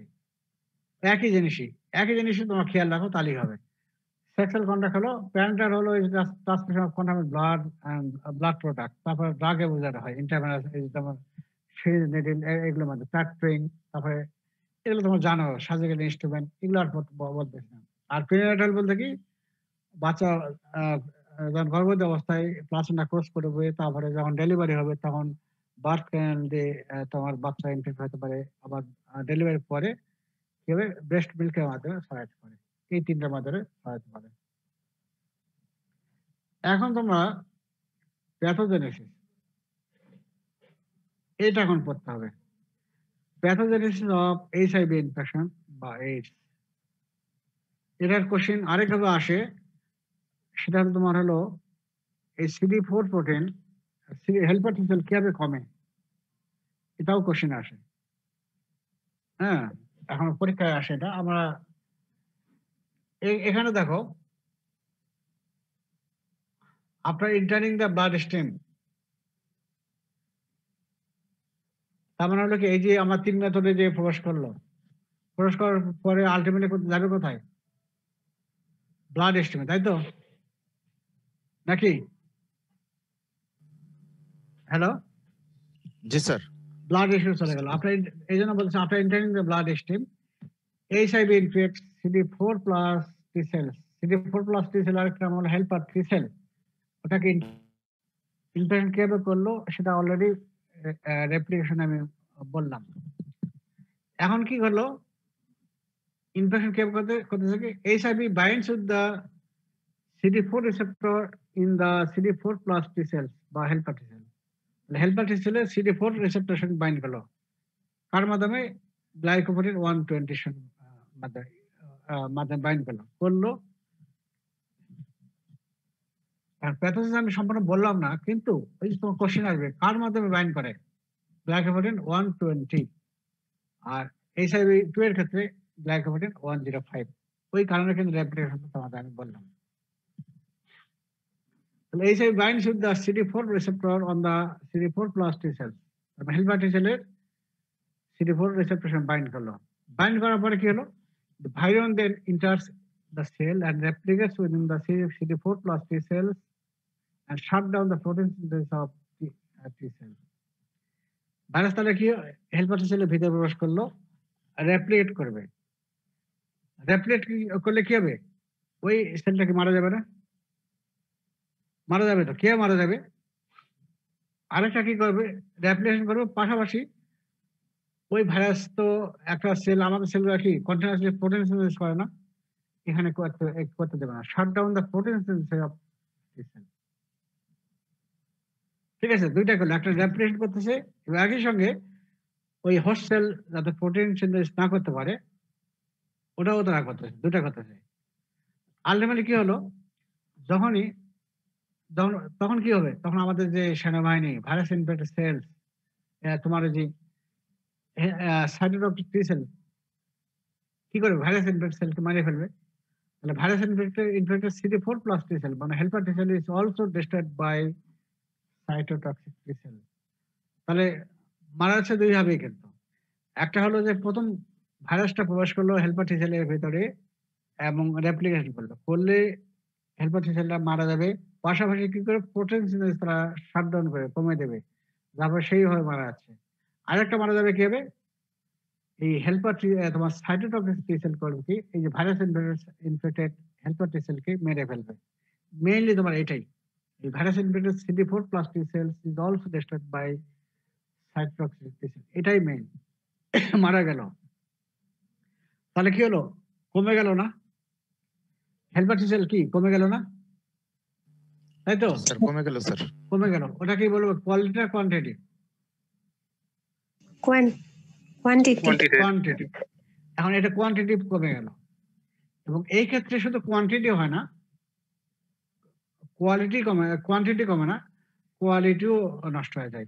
এই যে ভাইরাসের শাটডাউন হয়, প্রোটেকশন শাটডাউন হল না, যাবে তার যে নর্মাল, তার যে কোয়ালিটি, তার যে গুণগত মান, তার যে পাওয়ার, এটাকে তারা কমিয়ে দেবে, নষ্ট করে দেবে। এই জন্য আমরা বলতে পারি due to quantitative and qualitative difference of helper T cell hampers the T cell dependent action of macrophage, cytotoxic T cell and B lymphocyte। এই জিনিসটা বুঝলা? এখানে তোমার হলো হেল্পার টি সেল তোমার কমে গেল। হেল্পার টি সেল কয় ধরনের? Helper T sell mainly sir দুই ধরনের। হেল্পার সেল মেইনলি না, হেল্পার সেল দুটাই, হেল্পার সেল 1 এবং হেল্পার সেল 2। হেল্পার সেল 1 কি করে, ওটা কি ইন্টারলেউকিন 2 সিক্রেশন করবে, তাই তো? 2 করে কার উপরে কাজ করবে? সাইটোটক্সিক টি সেলের উপর কাজ করবে, তাই তো? যার ফলে সাইটোটক্সিক সেল অ্যাক্টিভেশন হবে। এখানে অ্যাক্টিভেশন সাইটোটক্সিক সেল কি অ্যাক্টিভেশন হতে পারবে না। আরেকটা কি করে, গামা ইন্টারফেরন তৈরি করে। গামা ইন্টারফেরন কার উপর কাজ করবে? Macrophage sir. ম্যাক্রোফেজের উপর কাজ করবে। তাহলে ম্যাক্রোফেজকে কাজ, এখানে তোমার ওই এখানে ম্যাক্রোফেজের উপর কাজ করতে পারবে না, তাহলে কি হবে, ম্যাক্রোফেজ অ্যাক্টিভেশন ঠিকমতো হবে না। ঠিক আছে, আরেক দিকে হেল্পার টি সেল কি করবে, হেল্পার টি সেল 2 ইন্টারলেউকিন 4, 5, 6 তৈরি করে, তাই তো? 4 এবং 5 কি করে, স্যার বি লিম্ফোসাইট, টি সেলকে অ্যাক্টিভেশন করবে, করে প্লাজমা সেল তৈরি করবে এবং তোমার কি হবে, অ্যান্টিবডি তৈরি হবে। এখানে যেহেতু তোমার কোয়ালিটি এবং কোয়ান্টিটি দুটাই এফিসিয়েন্সি হয়েছে, তাহলে কি হবে, ওই তোমার ইন্টারলেউকিন 4, 5, 6 এগুলোও ঠিকমতো তৈরি হবে না, যার ফলে বি সেলও অ্যাক্টিভেশন ঠিকমতো হবে না এবং অ্যান্টিবডি ঠিকমতো হবে না। যা এই কারণে, এই জন্য বলা হচ্ছে due to quantitative and qualitative difference of CD4 plus T cells hamper the T cell dependent activation of macrophage, cytotoxic T cells and B lymphocytes। এখন ক্লিয়ার হলো তো? তাহলে হেল্পার টি সেল 1 এবং হেল্পার টি সেল 2 তাদের যে কাজটা তোমার যদি খেয়াল থাকে, তাহলে তুমি এখানে বুঝবা সেই কাজটা হচ্ছে না। তাতে কি হচ্ছে আমাদের ইমিউন ডেফিসিয়েন্সি হচ্ছে না। হেলপার টি সেল 1 কি করে? সেল মেডিয়েটেড ইমিউনিটি, তাই তো? আর হেলপার টি সেল কি করে? হিউমারাল ইমিউনিটি দেয় বা অ্যান্টিবডি মেডিয়েটেড ইমিউনিটি দেয়। তাহলে এখানে কি both cell mediated immunity and humoral immunity is affected by HIV leading to immunodeficiency. But the suppression of cell mediated immunity is more marked. তবে এখানে সেল মেডিয়েটেড ইমিউনিটি এটাই বেশি হয়। অ্যান্টিবডি মেডিয়েটেড ইমিউনিটি এখানে খুব একটা এটা খুব একটা ইম্পর্টেন্ট না। এখানে হলো সেল মেডিয়েটেড ইমিউনিটিটা বেশি কমে যায়। কারণ হলো তোমার একটা ভাইরাসকে মারে কে বেশি? কে মারে? ভাইরাস ইনফেক্টেড সেলকে কে মারে? তো cytotoxic T sell. Cytotoxic T cell. তাহলে এখানে সাইটোটক্সিক টি সেল যদি অ্যাক্টিভেশন না হয় তাহলে সেই ভাইরাস ইনফেক্টেড সেলকে মারতে পারবে না। তাহলে দুটা ইমিউনিটি তৈরি হলো, সেল মেডিয়েটেড ইমিউনিটি এবং হিউম্যান ইমিউনিটি দুটাই কমে গেল, কিন্তু সেল মেডিয়েটেড ইমিউনিটি বেশি কমে গেল। তাতে কি হলো? আমাদের রোগ প্রতিরোধ ক্ষমতা নাই। তখন কি হবে? রোগ প্রতিরোধ যদি ক্ষমতা না থাকে তখন বিভিন্ন ধরনের যত অর্গানিজম, তখন কি যেমন চামচিকা হাতিকেও লাথি মারে, তাই তো? হাতি যখন বিপদে পড়ে কি হয়? হ্যাঁ, চামচিকা হাতিকে লাথি মারে না নাকি? মারে স্যার, সুযোগ মতো হাতি পেলে যখন মারে বিপদে স্যার। পড়ে তখন চামচিকা তখন লাথি মারে, ঠিক জি আছে? স্যার। সেই রকমই এই যখন আমাদের ইমিউনিটি থাকে না, তখন যত ধরনের ব্যাকটেরিয়া বলো বা ফাঙ্গাস বলো বা টিউমার বলো বা প্যারাসাইটিক ইনফেকশন গুলো বলো, সবগুলো আসে আমাদের বডিতে প্রবেশ করবে এবং ইনফেকশন করবে, যা বলে তোমার হলো ডিজিজ তৈরি হবে। ওগুলোকে বলা হয় opportunistic infection. Due to immune suppression, various opportunistic infection and certain malignancy, capillary sarcoma and lymphoma or occurs, ultimately leads to death. এখানে একটু বলে রাখি, এই যে এইচআইভি যে ইনফেকশন হয়, এইচআইভি কিন্তু নিজস্ব কোনো সিমটম নাই, ব্যাটা বুঝছো তো? এইচআইভি ভাইরাস আমাদের বডিতে প্রবেশ করলো, করে সে আমাদের এই যে CD4 প্লাস টি সেলকে হেল্পার টি সেলকে কমায় দিল। হেল্পার টি সেল যখনই কমিয়ে দিল, কোয়ালিটি এবং কোয়ান্টিটি কমে গেল, তখন অন্য সেল হেল্পার টি সেল তোমার সাইটোটক্সিক টি সেল তখন কাজ করতে পারবে না, এবং সঙ্গে সঙ্গে অ্যান্টিবডি মেডিয়েটেড ইমিউনিটি এটাও কমে যাচ্ছে। তবে মেইনলি সেল মেডিয়েটেড ইমিউনিটি কমে যাচ্ছে, যার ফলে কি হবে? তখন ওই যে অপরচুনিস্টিক ইনফেকশন হবে, সে তোমার মাইক্রোটিউবারকুলোসিস ইনফেকশন হলো, তখন তোমার সিমটমটা হবে তোমার ওই মাইক্রোটিউবারকুলোসিস, ওগুলোই হবে মেইনলি। তবে এইচআইভির কারণে কিছু সিমটম আসে, সেগুলো আমরা পরে বলতেছি, ঠিক আছে? তাহলে এই পর্যন্ত হলো, তাহলে ভাইরাস অপরচুনিস্টিক ইনফেকশন হলো এবং কিছু ম্যালিগন্যান্সি হলো। আরো কি করে দেখো, এইচআইভি একটা এ পর্যন্ত আমি বললাম হলো হেল্পার টি সেলকে এফেক্ট করলো। হেল্পার টি সেল ছাড়াও তারা আরো অন্য সেলকে এফেক্ট করে, কি ম্যাক্রোফেজকে এফেক্ট করে। ব্রেন মনোসাইটের নাম কি? Brain monocyte microglia cell. Microglial cell একেও ইনফেকশন করে, এবং অন্য আমাদের যে ম্যাক্রোফেজ একেও এফেক্ট করে। তো এখানে দেখো ব্রেনে গিয়ে এফেক্ট করলো মাইক্রোগ্লিয়াল সেল, এবং আমি বলছি সাইটোপ্যাথিক ইফেক্ট, তোমরা জানছো কি হয়? ওই যে ভাইরাসের কিছু প্রোটিন কি হয়, সেল সার্ফেসে তখন ইনসার্শন হয়, হইলে কি সারাউন্ডিং সেলগুলো কি হয়? হ্যাঁ, সোয়েলিং রাউন্ডেড। না, সারাউন্ডিং সেলগুলো কি হয়? ফিউশন হয়। জি স্যার, জায়ান্ট সেল। সেটাকে বলি জায়ান্ট সেল বা সেনসিটিয়া, বা বলি সেনসিটিয়া। জায়ান্ট সেল তৈরি হলো, এবং জায়ান্ট সেল তৈরি হলেই জায়ান্ট সেলগুলো তোমার যে তাদের যে লাইফ, তোমার যে জীবনটা কমে যায়, ঠিক আছে? তখন তারা মারা যাবে অলরেডি। এবং আলটিমেটলি কি হয় দেখো, এইসব also infect the brain monocyte macrophage protein giant cells and significant central nervous system symptom হয় ডিমেনশিয়া, নিউরোপ্যাথি, এগুলো হবে। পরে আবার আসবো আমরা। and cells recruited into syncytia ultimately die. তার মানে হলো যে জায়ান্ট সেল, এটাকে বলা হয় সিনসিটিয়া, এটা আলটিমেটলি এটা লাইফ সাইকেলটা কমে যাবে, তখন সেগুলো মারা যাবে। এইভাবে হয় তোমার ইমিউনোসাপ্রেশন। তাহলে আমরা কিন্তু তাহলে প্যাথোজেন হলো প্যাথোজেনেসিস অফ এইচআইভি ইনফেকশন বা এইডস এভাবে পরীক্ষা আসে, বা এইচআইভি ইনফেকশনে ইমিউনোসাপ্রেশন কিভাবে হয় সেটাও আসতে পারে, বা CD4 হেল্পার T সেল কিভাবে কমে সেটাও কিন্তু এখানে এই উত্তরের মাধ্যমে এই এটার মাধ্যমে পাবা তোমরা। পরীক্ষায় অবশ্যই আসে। হ্যাঁ? তাহলে আবারও বলি, তাহলে একটা ভাইরাস আমাদের বডিতে প্রবেশ করলো বাই ৩টা মেথডে, প্যারেন্টাল, সেক্সুয়াল এবং পেরিনেটাল, তাই তো? করে প্রথম গেল কোথায় তোমার? ব্লাডে চলে গেল। ব্লাডে চলে গিয়ে তারা কি কোন সেলকে এফেক্ট করবে? হেল্পার টি সেল, বা হেল্পার টি সেল আরেকটা নাম হলো CD4+ টি সেল। একে ইনফেকশন করলো। কিভাবে করবে? এখানে এইচআইভির গ্লাইকোপ্রোটিন 120 এর মাধ্যমে বাইন্ড করলো কার সঙ্গে? হেল্পার টি সেলের CD4 রিসেপ্টর সঙ্গে বাইন্ড করলো। করে ভাইরাসটা আমাদের বডিতে ওই সেলের ভেতরে প্রবেশ করলো, তাই তো? সেই সেলের ভেতরে প্রবেশ করলো, করে কি হবে? সেখানে আবার রেপ্লিকেশন করবে। রেপ্লিকেশন অলরেডি কিভাবে হয় এটা আমি বলছি। এখানে সংক্ষেপে বলতে হবে। তোমার সময় তোমাদের যেহেতু রিটেনে অত সময় পাবে না। এইজন্য তোমাদের এইভাবে তোমাদের সংক্ষেপে লিখবা। রেপ্লিকেশন করলো। রেপ্লিকেশন করবে, পাশাপাশি ওই সেলের ফটোসিনথেসিস করতে দেবে না, শাটডাউন করবে। যার ফলে হবে কি, ওই সেলটা CD4+ টি সেলটা মারা যাবে। তাহলে কমে গেল। পাশাপাশি আরো মারা যাবে কি, যে ওই ভাইরাস ইনফেক্টেড সেলকে কে মারবে?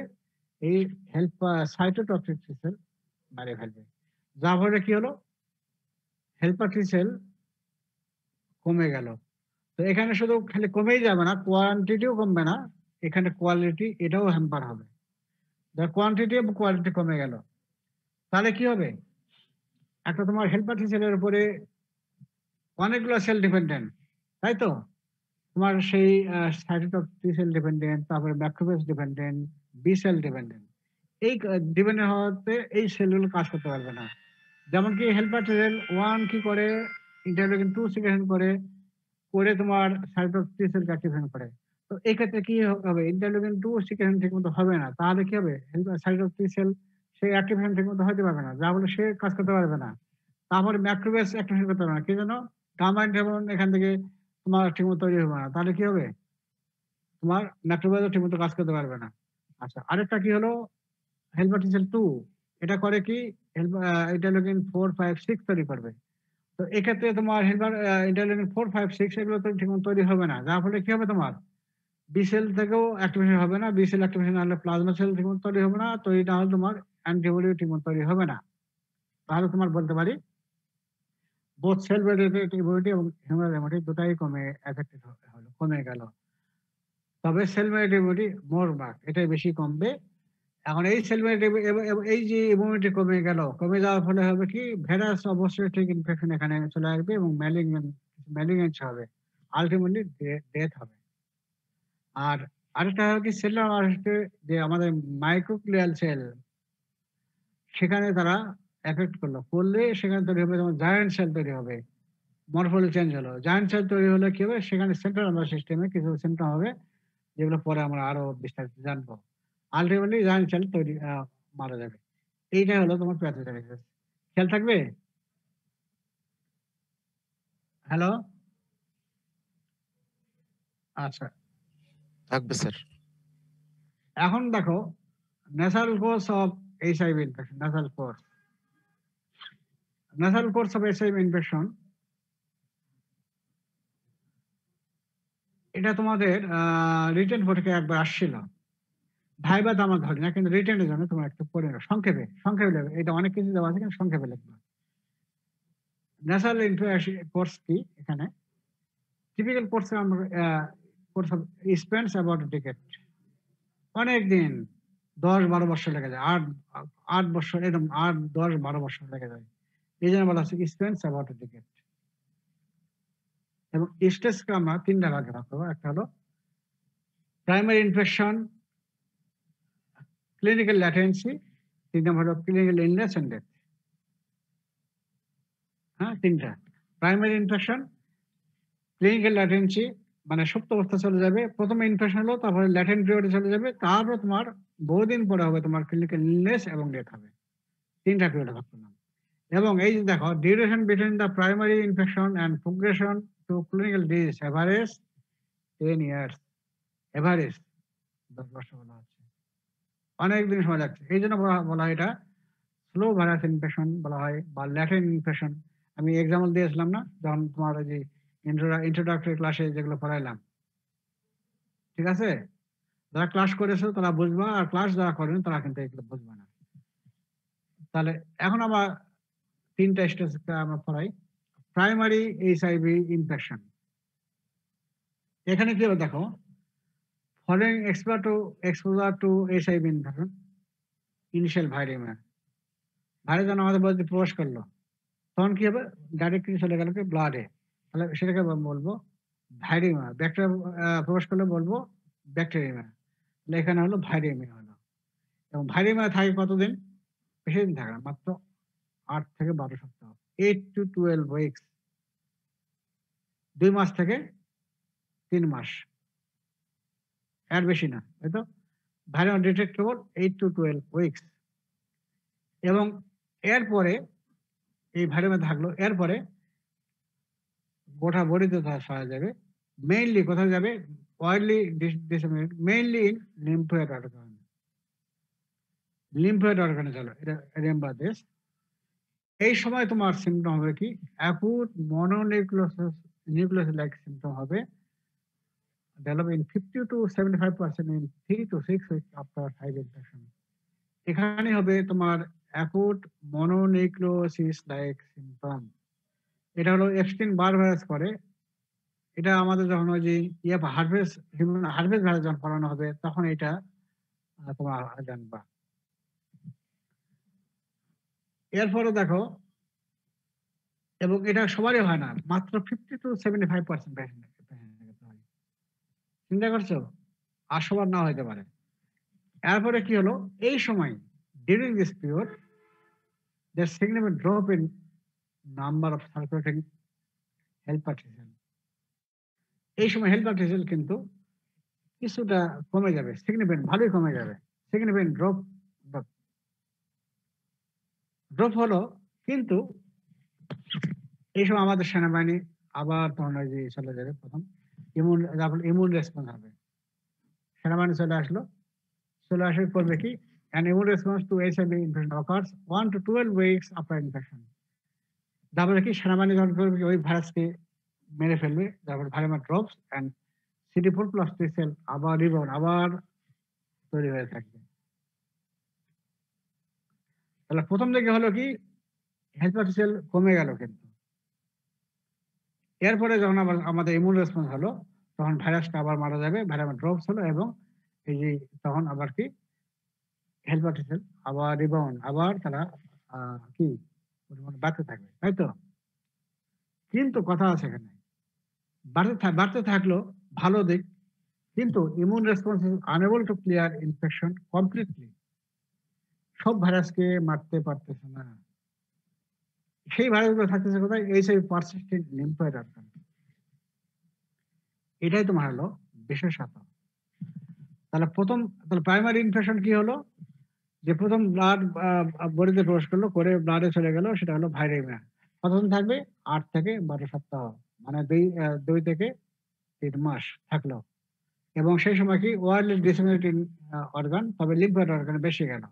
এবং এই সময় সিমটম হবে তোমার অ্যাকুট মনোনিউক্লিওসিস লাইক সিমটম হবে ইন 50 to 75% ক্ষেত্রে। এটুকুই। এরপর আবার দেখো কি, এই সময় এই যে তোমার হেল্পার T সেলের কাউন্টটা কমে যাবে, কিন্তু 1 থেকে 12 সপ্তাহ পরে আবারও কি হবে?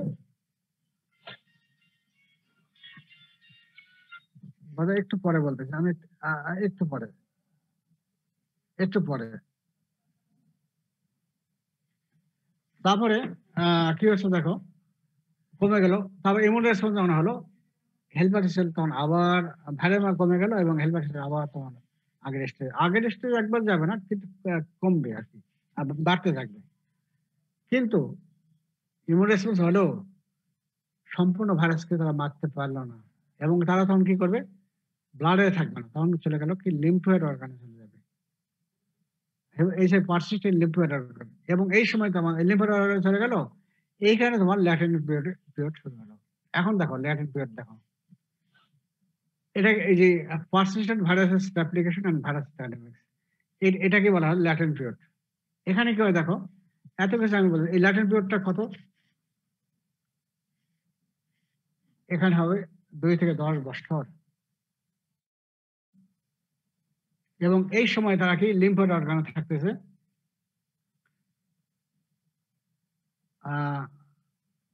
লিম্ফোয়েড অর্গানে থাকতেছে এবং রেপ্লিকেশন হবে এই সময়।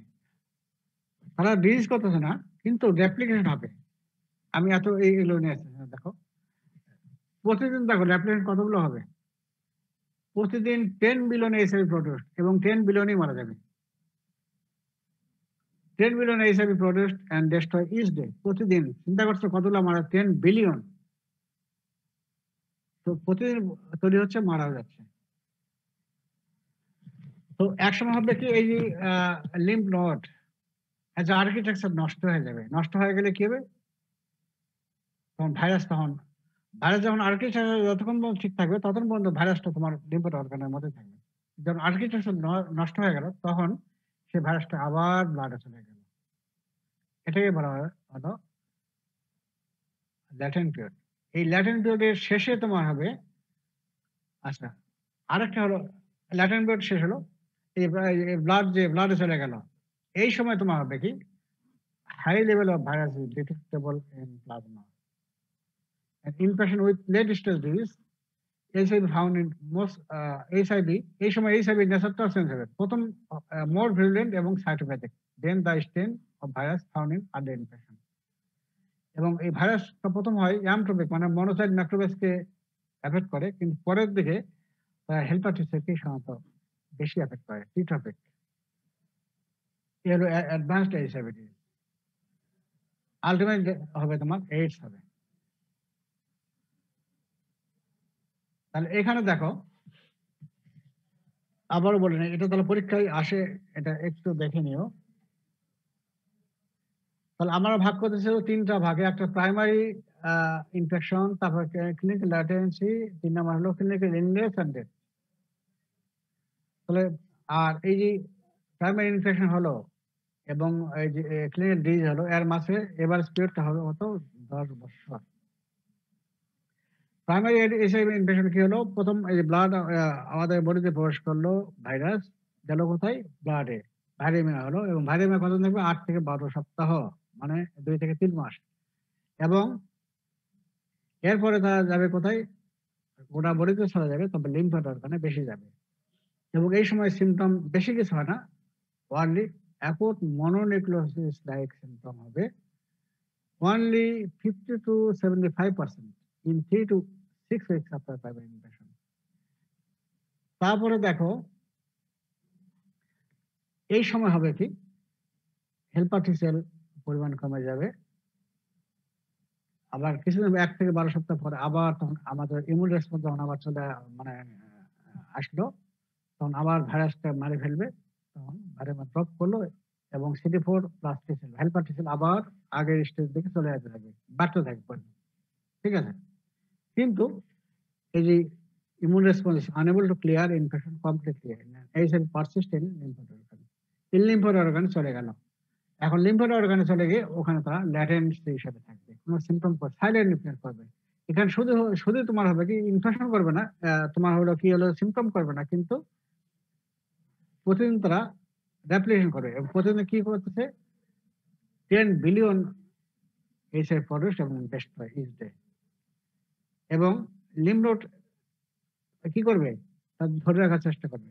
যখন তাদের আর্কিটেকচার এমন এত পরিমাণ তৈরি হচ্ছে, লিম্ফ নোড নষ্ট হয়ে গেল, আর্কিটেকচার যখন নষ্ট হয়ে গেল, তখন সে আর ধরে রাখতে পারবে না, তখন তারা ব্লাডে চলে গেল। এই ব্লাডে চলে গেল, তখন তাদের যে ক্যারেক্টার তখন চেঞ্জ হয়ে যাবে। তারা তখন মোর ভিরুলেন্ট হবে এবং মোর সাইটোপ্যাথিক। এবং প্রথম যখন এই ভাইরাস প্রবেশ করে, তখন কিন্তু ইনফেকশন মেইনলি করে মনোসাইট ম্যাক্রোফেজ। পরের স্টেজ দেখে তারা টিট্রপিক, তখন তোমার এই যে হেল্পার টি সেল এবং সাইটোপ্যাথিক টি সেল, এগুলোকে তারা এফেক্ট বেশি করে, আলটিমেটলি করবে এইডস। ঠিক আছে, তাহলে এটা একটু দেখে নেবা, আমরা ভাই ভাই ধরবো না। ওই যে যদি এখন যদি তোমার যে ওই আগের এটা যে বুঝে থাকো, তাহলে এখন এইটা এখন বুঝবা। এইচআইভি ইনফেকশন ক্লিনিক্যাল ফিচার কি? এটাও আমরা 3 ভাগে ভাগ করবো। একটা হলো অ্যাকুট স্টেজ, প্রাইমারি ইনফেকশন যেটা হচ্ছে অ্যাকুট স্টেজে ওটা। তারপরে মাঝখানে স্টেজটা কি বললাম? ল্যাটেন্ট স্টেজ বললাম। আর পরে লাস্টলি বলবো কি? Immunodeficiency stage. এই 3টা স্টেজে কি ফিগার হয় দেখো। এটা পরে আসতেছে। অ্যাকুট স্টেজ বা ইনিশিয়াল প্রাইমারি ইনফেকশন, এখানে কি হয়? বেশি কিছু হয় না। ইনফেকশাস মনোনিউক্লিয়াস ভ্যাকসিন কি হবে? ফিভার হবে, হেডেক হবে, লেথার্জি, সোর থ্রোট এবং জেনারেলাইজড লিম্ব অ্যাডেনোপ্যাথি হবে। ফিভারও খুব অত বেশি হাই হয় না। তাহলে ফিভার হলো তো হেডেক হবে, লেথার্জি এগুলো তো হবে, তাই তো? এছাড়া একটা সোর থ্রোট হয় এবং লিম্ব অ্যাডেনোপ্যাথি হয়। জেনারেলাইজড হোল বডিতেই লিম্ব নোডটা ফুলে যাবে। আরেকটা হয় ম্যাকুলোপ্যাপুলার র্যাশ হতে পারে। হ্যাঁ, তাহলে প্রাইমারি ইনফেকশন তোমার হবে কি? সিমটমটা কখন হয়? অকার 1 to 4 weeks অফ এক্সপোজার। বিভিন্ন জায়গায় বিভিন্ন ভাবে দেওয়া আছে এটা। তারপরে এখানে সিমটম হয় ইনফেকশাস মনোনিউক্লিয়াস ইলনেস হবে, ফিভার তাহলে হেডেক হবে, লেথার্জি হবে, আর কি হয়? সোর থ্রোট হবে এবং লিম্ব অ্যাডেনোপ্যাথি হবে, যেটা হোল বডিতে হবে। আরেকটা হবে ম্যাকুলোপ্যাপুলার র্যাশ হবে। এখানে দেখো, এবং এই সময় কি হয়? প্রাইমারি ইনফেকশন কি হয়? লিউকোপিনিয়া হয়, কিন্তু number CD4+ T cell is normal. প্রথম দিকে কমে, কিন্তু আবার পরে দিয়ে কি বাড়বে। এই জন্য বলা আছে এখানে CD4+ T cell is normal থাকে, বেশি কমে না, তবে লিউকোপিনিয়া হইতে পারে। এবং এই সময় P24 antigen, HIV P24 antigen detected at the stage. Even antibody to HIV is not yet found. এই সময় অ্যান্টিজেন পাওয়া যাবে, কিন্তু অ্যান্টিবডি এই সময় প্রাইমারি ইনফেকশনের সময় অ্যান্টিবডি পাওয়া যাবে না। আমরা যেটা অলরেডি ইয়েতে পড়ে আসি, হেপাটাইটিস বি ভাইরাসে উইন্ডোভার্ট, কিন্তু ওটা তো পড়তে হবে। এইচআইভি এবং এখানেও আছে, এটাও তো পড়তে হবে। এক্ষেত্রে এই যে তোমার এই যে অ্যান্টিবডি পাওয়া যাচ্ছে, কিন্তু অ্যান্টিবডি তোমার ওই প্রাইমারি স্টেজে অ্যান্টিবডি ডেভেলপ করে না, আরো দেরিতে করে। এই যে ফাঁকা পিরিয়ডটা, এটাকে বলা হয় উইন্ডো পিরিয়ড। উইন্ডো পিরিয়ড পরে আবার আসবো।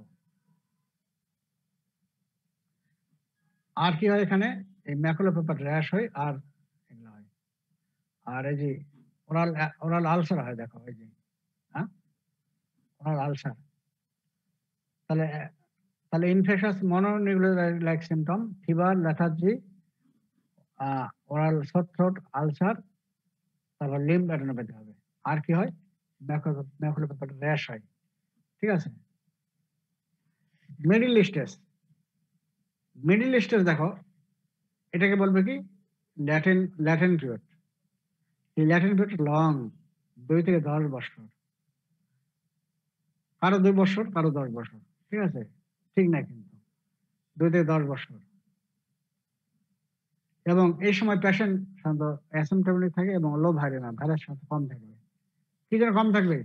ওখানে তখন লিম্ফ নোডে তো ওখানে গেছে, তাই তো? এবং লিম্ফ নোডের কাজ কি? ওখানে ভাইরাসটা ধরে রাখবে, তাই তো? এই জন্য কি ভাইরামিয়া কিন্তু কম থাকে, লো ভাইরামিয়া। হ্যাঁ, এবং এই যে মিডল স্টেজের শেষ পর্যায়ে তখন কিছু সিমটম হয়, সেটাকে বলা হয় syndrome. AIDS related complex ARC occur during latent period at later time. Middle stage শেষ ARC এইডস রিলেটেড কমপ্লেক্স হয়। এখানে কমপ্লেক্স কি হয় দেখো, এটা তোমাদের এই যে ARC পরীক্ষা আসে, রিটেন পরীক্ষা আসে, ভাইবা তো আমরা ধরি না। ARC কি?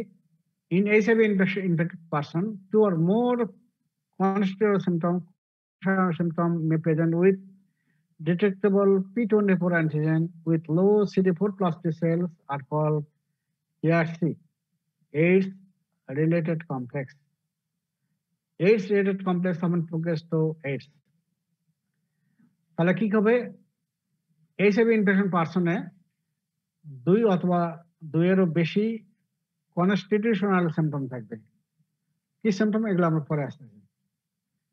2 বা 2 এর বেশি, আবার কি থাকবে, P24 অ্যান্টিজেন থাকবে, আর হলো CD4+ T সেল এটা কম আসবে। তার তিনটা এখানে কিন্তু পয়েন্ট, এটা 2 or more কনস্টিটিউশনাল সিম্পটম, তারপরে P24 অ্যান্টিজেন ডিটেক্ট করা যাবে, আর হলো হেল্পার টি সেলের পরিমাণটা কমে যাবে। এই তিনটা মিলিয়ে বলা হচ্ছে তোমার ERC। ERCর পরে তোমার হবে এইডস।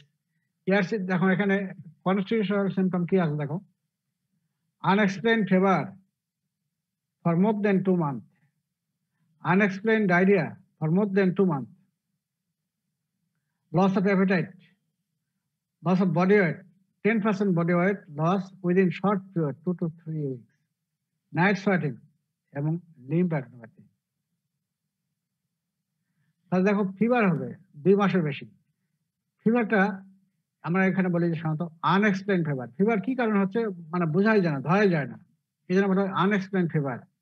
ডায়রিয়া হয়, এটাও কি কারণ ডায়রিয়া হচ্ছে বোঝাই যায় না, এই জন্য বলা হচ্ছে আনএক্সপ্লেইনড ডায়রিয়া। তোমার শুধু ওই যে ফিভার ডায়রিয়া এটাই খেয়াল রাখো, 2 মাসের বেশি হবে। আর ফিভার যদি না, ফিভার ডায়রিয়া যদি হয় তাহলে কি অ্যাপিটাইট, খাবার হচ্ছে কমে যায় না, লস অফ অ্যাপিটাইট। খাবার যদি ঠিক মতো না খাইতে পারে তাহলে কি ফিভার ডায়রিয়া, খাবার কমে গেলে কি বডি ওয়েট কমে যাবে। বডি ওয়েটটা কমে যাবে কত, এইটা খেয়াল রাখো, 10% body weight loss within short period, 2 থেকে 3 সপ্তাহের মধ্যে 10% বডি ওয়েট কমে যাবে র্যাপিডলি। নাইট সোয়েটিং হবে এবং লিম্ফ অ্যাডেনোপ্যাথি হবে। এই সময় এগুলোকে বলা আছে। তাহলে তোমার হলো ERC কাকে বলবো, যে 2 or more কনস্টিটিউশনাল সিম্পটম, তারপরে 2 নম্বর হলো P24 অ্যান্টিজেন এই সময় ডিটেক্ট করা যাবে, এবং 3 নম্বর হলো কি হেল্পার টি সেলের পরিমাণ কমে যাবে। এই তিনটা জিনিস মিলেই বলা হচ্ছে ERC। তাহলে ERC রিটেনে আসে। তাহলে এখানে দেখো মিডল স্টেজে কি হলো, 2 থেকে 10 বছর লং ল্যাটেন্ট পিরিয়ড, এবং এই সময় অ্যাসিম্পটোমেটিক প্রথম দিকে থাকবে এবং উইথ লো ভাইরাস, শেষ দিকে হবে কি সিনড্রোম কমপ্লেক্স হবে, এটাকে বলা হয় এইডস রিলেটেড কমপ্লেক্স।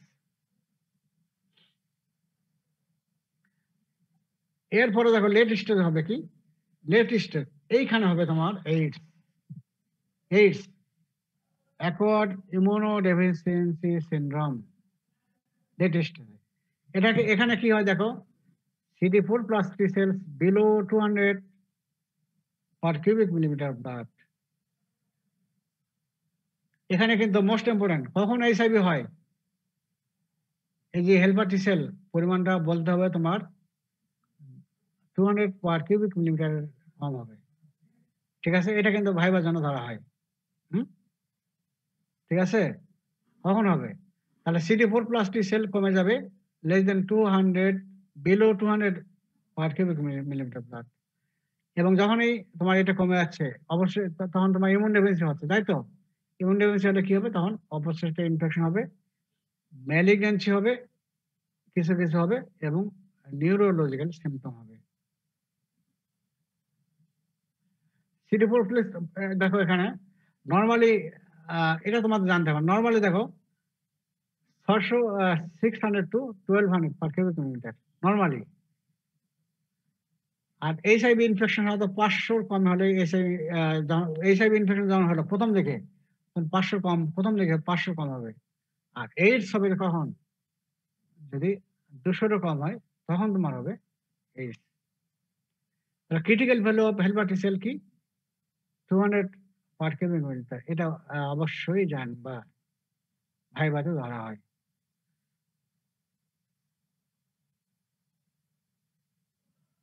আচ্ছা, এখন দেখো আমরা ইয়েতে আসি, এইটা দেখো এখন ফিগারটা, এই ফিগারটা দেখো, এদিকে এক্স অ্যাক্সিসে তোমার দেওয়া হয়েছে সময়, আর উপরে হলো CD4+ হেল্পার টি সেলের পরিমাণ দেওয়া হয়েছে। এখানে আমরা ভাগ করি ইনফেকশন, ক্লিনিক্যাল ল্যাটেন্সি পিরিয়ড এবং ল্যাটেন্সি, আর 3 নাম্বার কি বলেছিলাম, সেখানে বলেছিলাম কি এইডস মানে সিম্পটম এবং ডেথ, তাই তো।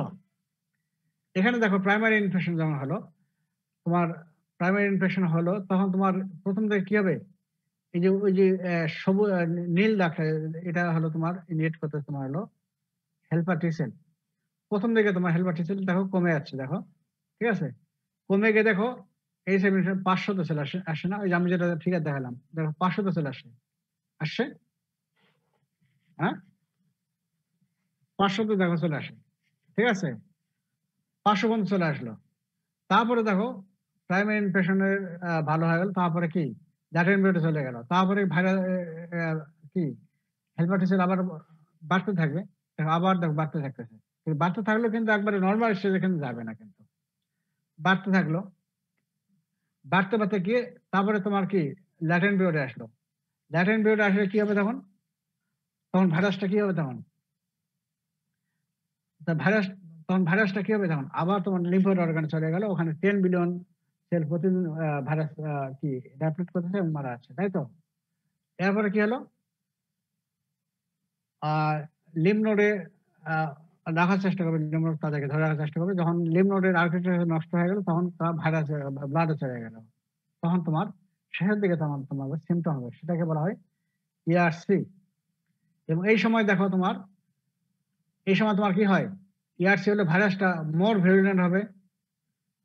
ভিরুলেন্ট হবে, তারপরে সাইড এফেক্ট দেখে বেশি করবে, আর কি তোমার হলো এই যে প্রথম দিকে থাকে তোমার অ্যামট্রপিক, তাই তো, পরের দিকে কি হবে টিট্রপিক, তার মানে হেল্পার টি সেল, সাইটোটোক্সিক সেল এগুলোকে তারা এফেক্ট করবে। এবং এই সময় দেখো সেলটা হেল্পার টি সেল আবার দেখো কমে যাচ্ছে, দেখো হ্যাঁ কমে গেল, কমতে দেখো, দেখুন এই যে এই 200-তে চলে আসলো, আলটিমেটলি একবার ফল করে যাবে। এবং এই 200-তে যখন চলে আসবে তখনই তোমার হবে 200-র নিচে যখন চলে আসবে, ঠিক আছে, তখনই তোমার এই সিমটম হবে, তখন বলা আছে তোমার, তখন তোমার এইডস হবে। তাহলে এই প্রাইমারি ইনফেকশন এখানে কি হবে সিমটম, বেশি কিছু হয় না, ইনফেকশাস অ্যাকুট ইনফেকশাস মনোনিউক্লিওলাইটিস সিমটম হবে, তাই তো। কি হয়, ফিভার, লেথার্জি, তারপরে অ্যানোরেক্সিয়া হবে, তারপরে কি হবে লিম্ফাডেনোপ্যাথি হবে, আর ম্যাক্রোপ্যাপুলার র্যাশ হবে, এই তো। তারপরে তোমার এই যে ভাইরাস কি গেল, ল্যাটেন্ট পিরিয়ডে চলে গেল। ল্যাটেন্ট পিরিয়ডে গেলে প্রথম দিকে তোমার কোনো সিমটম হবে না, শেষের দিকে কি হবে, এই তোমার হবে ERC। কি two or more constitutive symptom থাকবে, তারপরে হলো কি P24 অ্যান্টিজেন ডিটেক্ট করা যাবে, আর কি 3 নম্বর কি বললাম, helper T sell less than 200। আর কনস্টিটিউটিভ সিমটম কি হবে, ফিভার মোর দেন 2 মান্থস, ডায়রিয়া মোর দেন 2 মান্থস, অ্যানোরেক্সিয়া, তারপর কি হবে, তারপর কি তোমার হবে লস অফ বডি ওয়েট হবে, লস অফ বডি ওয়েট, তাই তো। কি কত হবে 10% body wait within 2 to 3 short টাইমের মধ্যে, নাইট সোয়েটিং হবে, এগুলো হবে। তারপরে ল্যাটেন্ট পিরিয়ড এই যে হলো, এই যে ERC হলো, ERC এর পরে তোমার হবে এইডস হবে। এইডস হলে তখন তোমার কি, তখন তোমার ইমিউনিটি একবার শেষ হয়ে গেল, তাহলে তোমার বিভিন্ন ধরনের অপরচুনিটি ইনফেকশন হবে, এবং তোমার হবে বিভিন্ন ধরনের টিউমার হবে, এবং আলটিমেটলি ডেথ হবে। তো আজকে তাহলে এখন এখানে তোমার ওই যে প্রথম যে ইয়েটা দেখালাম, এখানে দেখো তো, এখন বোঝো নাকি,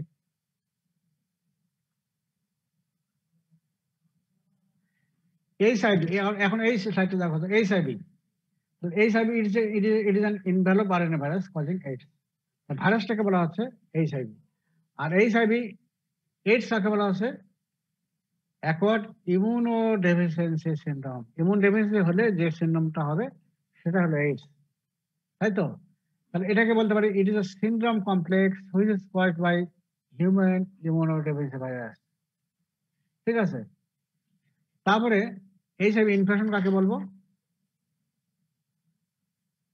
ইট is a condition where person is infected by HIV আমাদের বডিতে প্রবেশ করলো, তখন বলবো ইনফেকশন।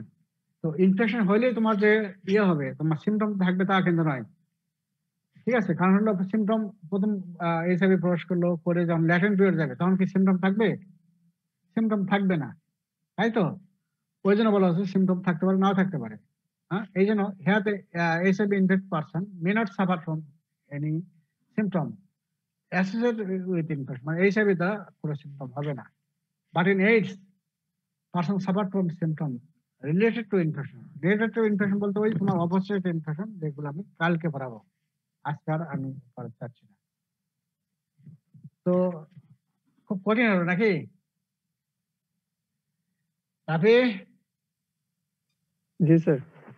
হ্যাঁ, না স্যার, মানে একটু বেশি বড় তো সেজন্য। বড়। পড়তে তো হবে আর কি। এটা আজকে দেখে নিও সবাই। আর এই যে, আর সবাই কি বলছো তো? একটু বোঝো। স্যার ল্যাটেন্ট পিরিয়ডে কি তখন স্যার ব্লাড টেস্ট করলে তাহলে পজিটিভ হবে না এইচআইভি? ল্যাটেন্ট পিরিয়ডে হবে তো, হবে তখন তো তোমার ওই যে বলতে তো ওই যে উইন্ডো পিরিয়ড বললাম না, উইন্ডো পিরিয়ড কালকে জি, স্যার। পড়াবো, উইন্ডো পিরিয়ড কালকে পড়াবো, তখন তখন তুমি বুঝবা। হুম, তখনও তুমি ইনফেক্টেড কিনা তখন বুঝতে পারবে। তাহলে এই পর্যন্ত, তাহলে কালকে তাহলে বাকিটুকু পড়াবো, এবং ওর সঙ্গে আমরা পড়বো হলো এটা, ওই তোমার কি বলে মিজিলস এবং মাম্পস পড়বো, কারণ এইচআইভি আর বেশি নাই। তাহলে কালকে আমরা ভাইরাস শেষ করে দেবো, পরের দিন থেকে শুরু করবো তোমার প্যারাসাইটোলজি। ভাইরাস শেষ হয়নি, আরো কিছু অংশ আছে, সেগুলো তোমাদের অন্য সাবজেক্টে আমি দেবো, ওরা পরে পড়াবে। ঠিক আছে, জি, আমি স্যার। কালকে তোমাদের এইচআইভি বাকি অংশটা পড়াবো, এবং তোমার হলো ওই যে ইয়েটা পড়াবো। আর আরেকটা তোমাদের ইয়েতে বলে রাখি, তোমরা ক্লাস নিয়মিত করো। এই জন্য যে পরে তোমাদের ক্লাস আমি আর কিন্তু নেবো না কিন্তু, কারণ তোমাদের ক্লাস নেওয়ার আর কিন্তু সময় হবে না।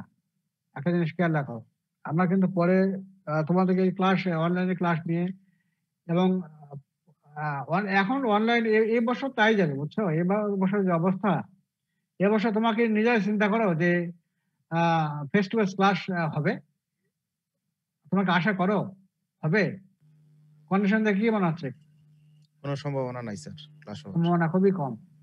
হবে না যে তা না, ডিজার্টেড হওয়ার কিছু নাই, হওয়ার সম্ভাবনা কমই কিন্তু।